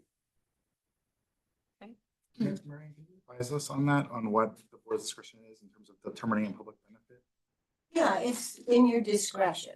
Now, just to put it in perspective, about a year ago, maybe it was 8 months ago, Varma did come to this board, asking for the public benefit bonus for the sitting area. The board said, no, we don't consider that a public benefit. Maybe if you came back with another affordable unit, we consider that a public benefit. But you can decide whatever is a public benefit. I don't disagree that, let's say Varma created the need, that this development created the need for something, and then they do something to get around, to satisfy that need. That wouldn't be the public. But if it's beyond that, or it doesn't have to necessarily be affordable housing. It could be moderate housing. Remembering that the term affordable was not fair and affordable. It wasn't like when I say affordable with a capital A. It was affordable. And those were just examples. I think the board was also thinking. They also thought of a sidewalk, but then it turned out a sidewalk didn't make sense for other reasons and stuff. But that's what the board had in mind when they wrote that benefit into the MFO. Any other comments? Okay, so I'm going to move on to the reports of the boards, committees and officers. So trustee liaison reports. Sure. So just starting off with the Board of Education. I don't want to make you sit there, sorry. Oh, wait a moment, yeah. Yeah, It you seems can. like that. Thank you. Temperature will go down. Is it possible Hey, you guys are keeping us warm. It is. to get an indication It's from? cold and drafty. I think we will need to discuss it and then we will.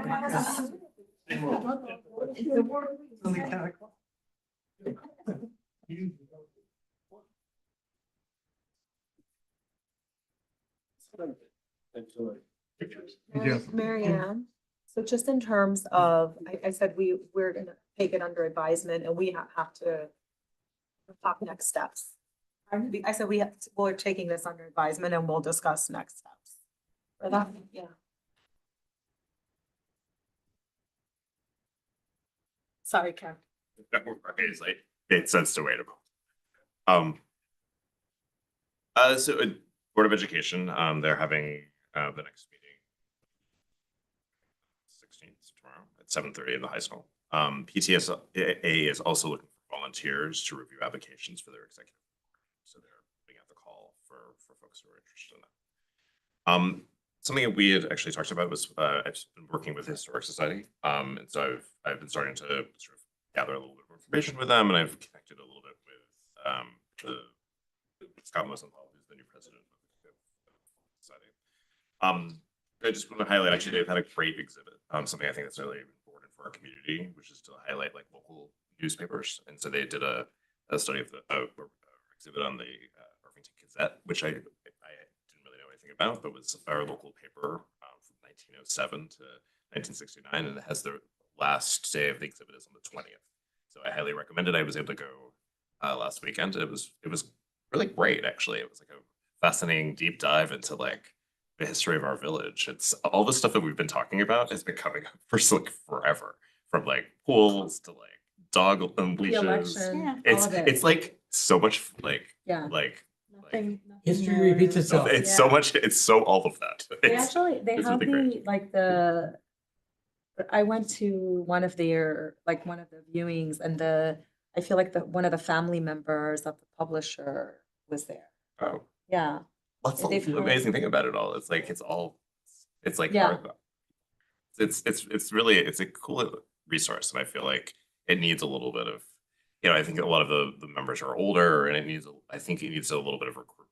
So I'm very excited to like work with them as a former history teacher, and just I think it'd be fun. I work with Scott at Mosenthal and a couple other other projects, so we know each other well at this point. So I'm a big fan. So I want to highlight that. Actually, in a related note, there's another piece of the Historic Society. It's Scott particularly has we've talked about, and I brought it to the board, the prior board, was a celebration of Irvington. So we had mentioned on August 30th, or the 31st technically, is actually an anniversary of us being the capital of New York for a single day. It was a passing moment in history where like the folks were escaping New York City and they ended up setting up in Odell Tavern, and they did some official business and moved on. So it's a funny little anecdote, but I think it's actually a way to sort of highlight our little moment of history. And so I think there's some hope from Scott and I were talking about doing it through the Historic Society, and also like we have a small group that's thinking about how to celebrate the 250th because it's happening across.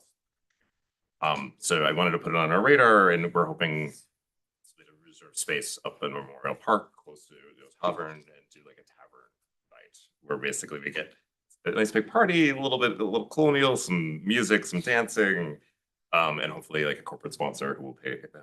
We're hoping to work with Captain Lawrence because they've been doing these kind of tavern things in a couple other communities. So I wanted to put it on the radar. Do you have a date? Hopefully August 3rd or 30th. It's the 31st is actually the date. That's the anniversary of the 30th Sunday. So it seemed like better than doing it on one day. It's right in between. It's like sort of the end of a lot of the summer activities, and it's a week before Labor Day. So it seems like a sort of a somewhat sweet spot. Sorry, who did you say who would be organizing it? Would be the Historical Society event? Probably a or- partnership. Historic Society is talking about doing it. And there's an Irvington 250 group that I've been part of that's been meeting for about a year. Scott Rosenthal is the chair of both. So it's sort of. So I'm gonna put that out there. So we would be probably interested in reaching out to Parks and Rec, maybe reserving space, and at least as a starting point. And then there's a bunch of steps, obviously, as long as there's like no opposition. We can talk about it. Yeah. Another point, I brought this up exactly a year ago, but the Friends of the Irvington Library has their spelling bee coming up. And I wanted to put it out there. Exactly. Best dressed, that's right. Still have my wife Tracy is on the board for the library, Friends of the Library, and They won best dressed. Marianne is looking at them like Yeah. they were a team. They were the with Mitch. trustees. Trustees. We had the shiniest gold jackets. It was amazing. So I think I was like, I'm not going to win this, but I was like, at least we'll be the Yeah, shiniest. we didn't make the finals, but we did win best dressed. So We did. I have a medal. All right, Ken, I'm going to give you a 3-minute warning. You're gonna have to start timing me. Yeah, you want me to All put the right, clock should up time again? me. You should time me. That's quite all right. I'm on my last. I did want to follow up on something we had also discussed about the dog committee. And we can talk about it further, but I know there's a lot of interest, and Yeah. I think it's a great idea to bring in together all the different folks from parks, from dog groups, to try to have them move that forward and have a conversation about how to make that actually happen. Yeah, I think that really needs to start that conversation should start with RPAC. Yeah, which is fine. Yeah, and start a subcommittee probably there. Okay, great. Okay, so our DPW, you might notice that the military banners have been removed and stored safely for the winter months to preserve them. Can I say one thing right there? I'm sorry. Yeah.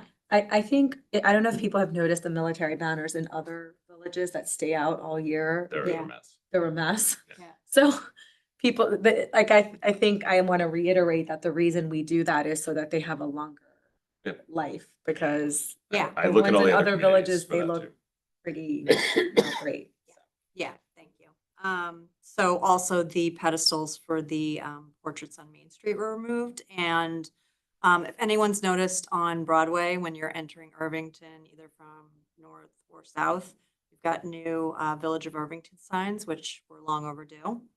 So Thank you. what? Thank you. And a couple, as usual, a lot of drainage projects and also cleanup of the Aqueduct parking lot.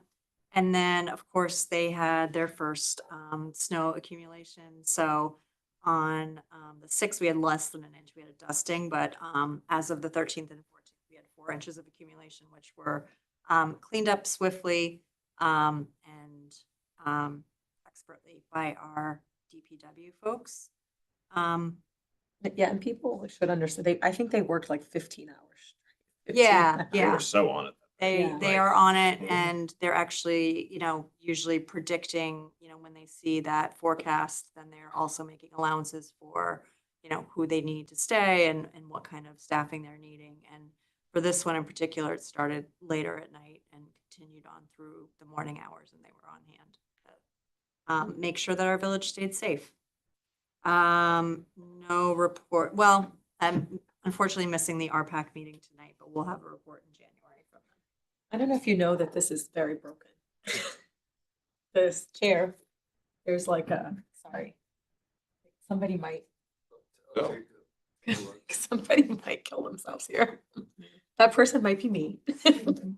I also actually, as the new police liaison, I just wanted to highlight publicly thanking the police department for additional coverage during yesterday's Hanukkah event and celebration. I know that they were able to provide additional coverage in light of recent events in Australia, and it just made the event feel a lot more safe and supported. So definitely kudos to that department for stepping up.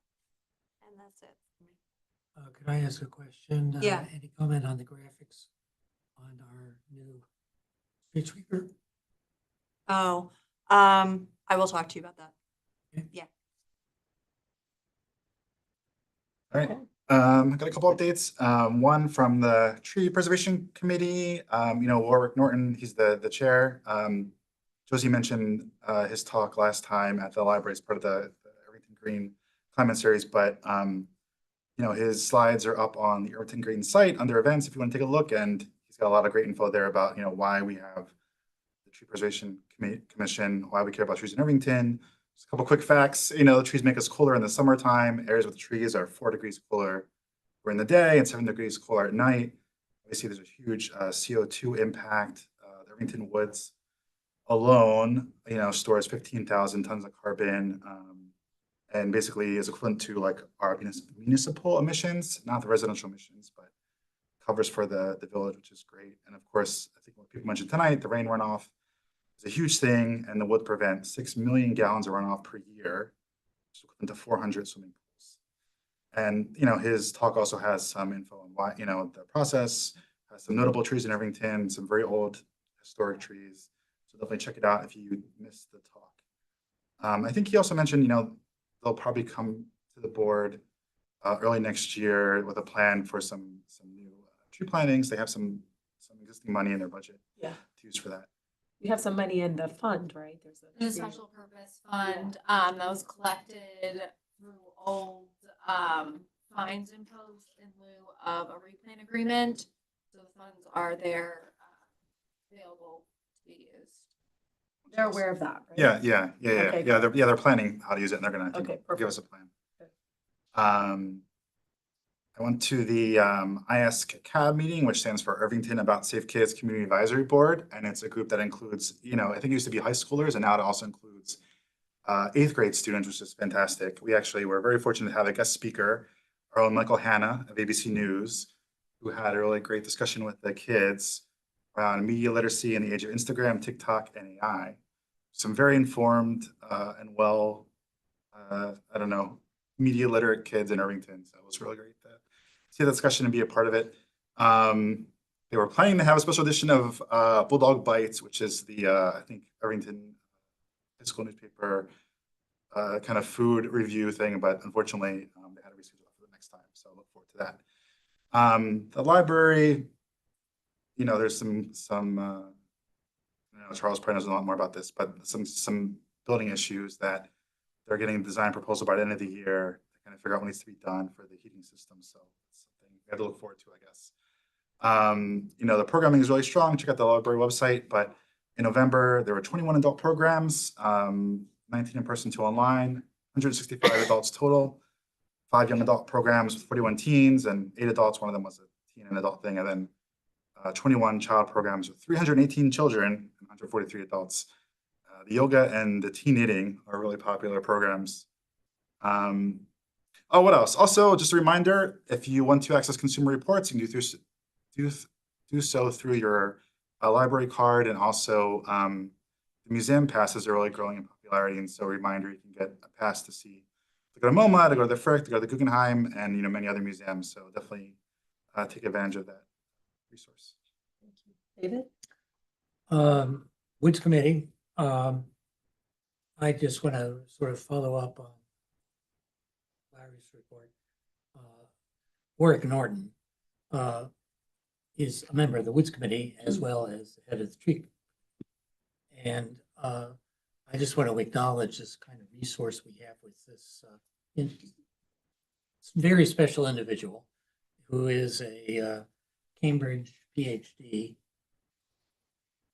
renowned expert on climatology and effects of weather on plants anywhere in the world. He's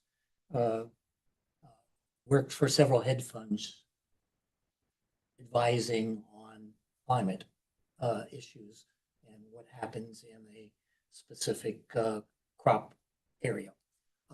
We are really very lucky to have him. And besides his intellectual capabilities, which Larry just spoke at, by the way, that article was written up in the Dispatch. It's very nice. It's nice that Irvington gets that kind of publicity. But Irvington and Chet have been working with this grant that we got in the woods for the pollinator pathway in the upper area of the swamp area, what is called the Herman's Wetlands. And they've been working on that for quite a while. And even the last 3 Saturdays in a row, even last Saturday in the cold weather, there's been like 20 people out there. They've fenced a huge portion of it with funds from this grant and have planted it with various goodies. And Warwick is out there, digging holes, running chainsaws, and doing all of that in top of his, intellectual stuff. So that's been that area, which is below the stage area. If you haven't been there in a month or so, totally transformed. And that's all volunteer work and heavy people out there with shovels and picks and digging it up and doing great things. The other thing is we got the grant from Mary Jane Shimsky for the speaker series. We've lined up the initial speaker, which will be at Village Hall. I don't have the credentials of that speaker, but it's someone of significance. And that's being settled at the meeting this coming Thursday. So I'll have more on that next week. So the Woods Committee is alive and well, and deer management is ongoing successfully. The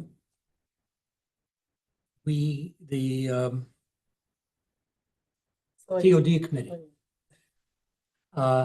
is working on getting the RFP out for the consultant, and is generally agreed with what's going. I'll let Charles comment on that following me, more detailed, but it seems good.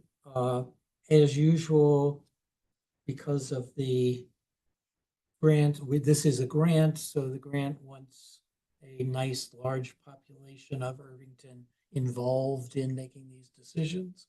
And we have that, which makes for a larger group. And there are some differing opinions. They had asked for the board's opinion of what the sort of district they could be looking at, which we gave them. They were very happy about that and have received some positive comments about that. So that's ongoing, and that's positive. And thanks to Charles, we are moving forward on that. And I'll quickly address streamlining. We haven't done a lot formal with all those 13 points. That said, Charles has been really killing it with various little pieces of stuff going on.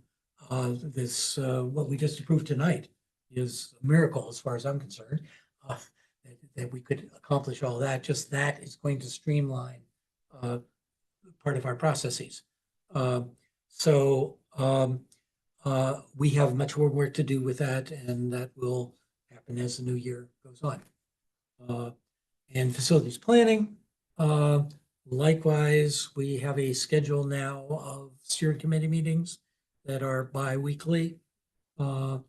And we are formulating a survey going out to the community, which will go out next week. Tomorrow. Okay, great. That's moving ahead, which is great progress. Thank you, David. Village administrators report. David spoke a little bit about the facilities planning project. I'm happy to say that after 2 very busy meeting days, including today, where our team was out in the field all day, we've made some really great progress. Last week, we met with administrative staff, police, Parks and Recreation, and then this morning we met with fire, DPW. We engaged with Charlotte Benz, the green team efforts. Who else? And IVAC. We also met with the staff over at the senior center. We in addition went to Ardsley's firehouse, which is new. I'm just gonna say new-ish. It's not extremely new, but it is built to standards that would align with what our needs are. There's similar population. We had somebody from the Dobbs Ferry Fire Department, who was their fire inspector, kind of walk our team, which included BBB, through the A to Z needs of a fire department and how to plan it holistically, not just for the wants now, is to plan out 30 years from now what would we need. So I personally geeked out on it a little bit. I thought it was really interesting, and I was happy to be able to get so much time with them to look at their facility, because they are a comparable size community. They're all volunteer like ours is. They often respond to mutual aid calls with Ardsley. But we also had great conversations with DPW and IVAC as well. It was very interesting. Can I have one quick question about the planning with the firehouse in Ardsley? Because if you're planning for 30 years, do they contemplate like sleeping quarters or potential paid firehouse? Is that something that they did in their planning or not? We had conversations about that today. Obviously, we hope to be able to utilize volunteer labor because it's a net savings for the village. But we do have to imagine a scenario where that may happen. I mean, every firehouse is doing it in the same way many of the volunteer ambulance corps are looking at that too. It's something we're considering, but there's ways to do it for existing staff. So, for example, if the fire department is on call for some big disaster, how can we utilize it? With like fold down beds, and what does that look like, and how can that be built out for a future potentially where you don't have volunteers? It's a complicated issue because going to career just changes the dynamic completely. But we do have to recognize that it's out there. Garfield is part. Is hybrid, yeah. Hybrid. Yeah, I mean they have three or four fire. But yeah. The Ardsley facility, roughly how big is that compared with our existing facility? I couldn't tell you square footage. The difference you would see is in terms of height. It's much higher.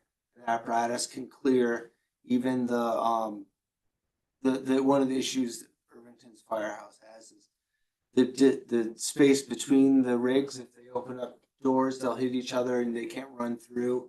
We looked at the decon room, we looked at the cascade room, we understand how they operate, we understand how, when designing a decon room, the path that a firefighter takes from when they come back from the scene to when they change into their street clothes, creating a flow so that, you know, they're coming in, you know, and not entering a clean area when they're compromised, is not the right word, but, you know, when it's on their clothes, and how to handle that so that they're not taking that home to their families. But there's a science behind it. I didn't realize that. So it was really helpful to have that conversation, So both with our wider bays. firefighters and our police. Wider bays and decon room, that sounds like a larger building than what we've got now. Yeah, I mean, there's more there. I don't have numbers, but there's more floor area.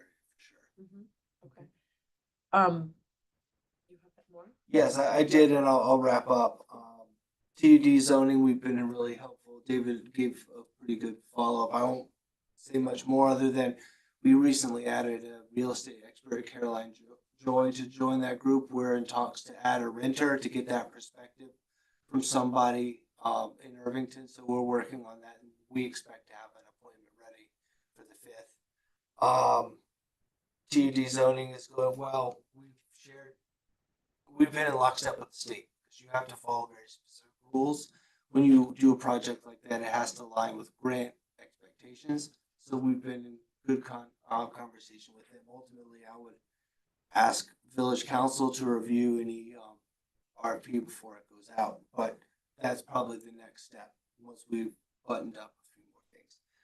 Streamlining, I do have more to share, but I'll share that later. We are making incremental progress. You know, we've found some ways to streamline in our office. I know Ed Marin has actually been working really hard to look at how he communicates the process for land use board applications and trying to document it in such a way that it makes it more clear. He's been working with Cloud Permits, our permitting vendor, to make that process easier to handle. And he's developing with their help there's a how-to video that they just got access to. I know I'm scooping him a little bit, but these are all small things. But I think it gets us into that streamlining path. You know, and we'll continue to explore. This is a low hanging fruit. Right, We're but done it's now. important, and you know, it's happening in concert with the conversations we've had about an architect on the ARB. You know, we're making progress with it. And then, yeah, I guess that's enough. You're ready to send that out, the advertising for an architect. Well, I want to make sure that I've incorporated all of the ARB's chair's comments into it. I got them, but I didn't get a chance to do that. But obviously, I'd probably run that by Mary Ann first. But yeah, I mean, it's close. Great. Village clerk treasurers. Actually, real quick, Chief Dow did email me about the question you asked about the ground radios. So while I've got you, I was just going to give you a response to that. Shoot. Everybody wants to stay here all night. I know, I'm sorry. I know. Sorry. Everyone just want He says the fireground radios do connect to our neighboring fire departments. They are short-range radios and would not allow a user to connect from home to an apparatus on the road. So would not allow that. So anyway, I'm done. Katie? My report's quick. Just a reminder that second half village taxes are due by end of day, December 31st. And the budget is underway, so I'm starting by taking a look at the tax cap and the big ticket items such as the service, health insurance, and retirement. Thank you.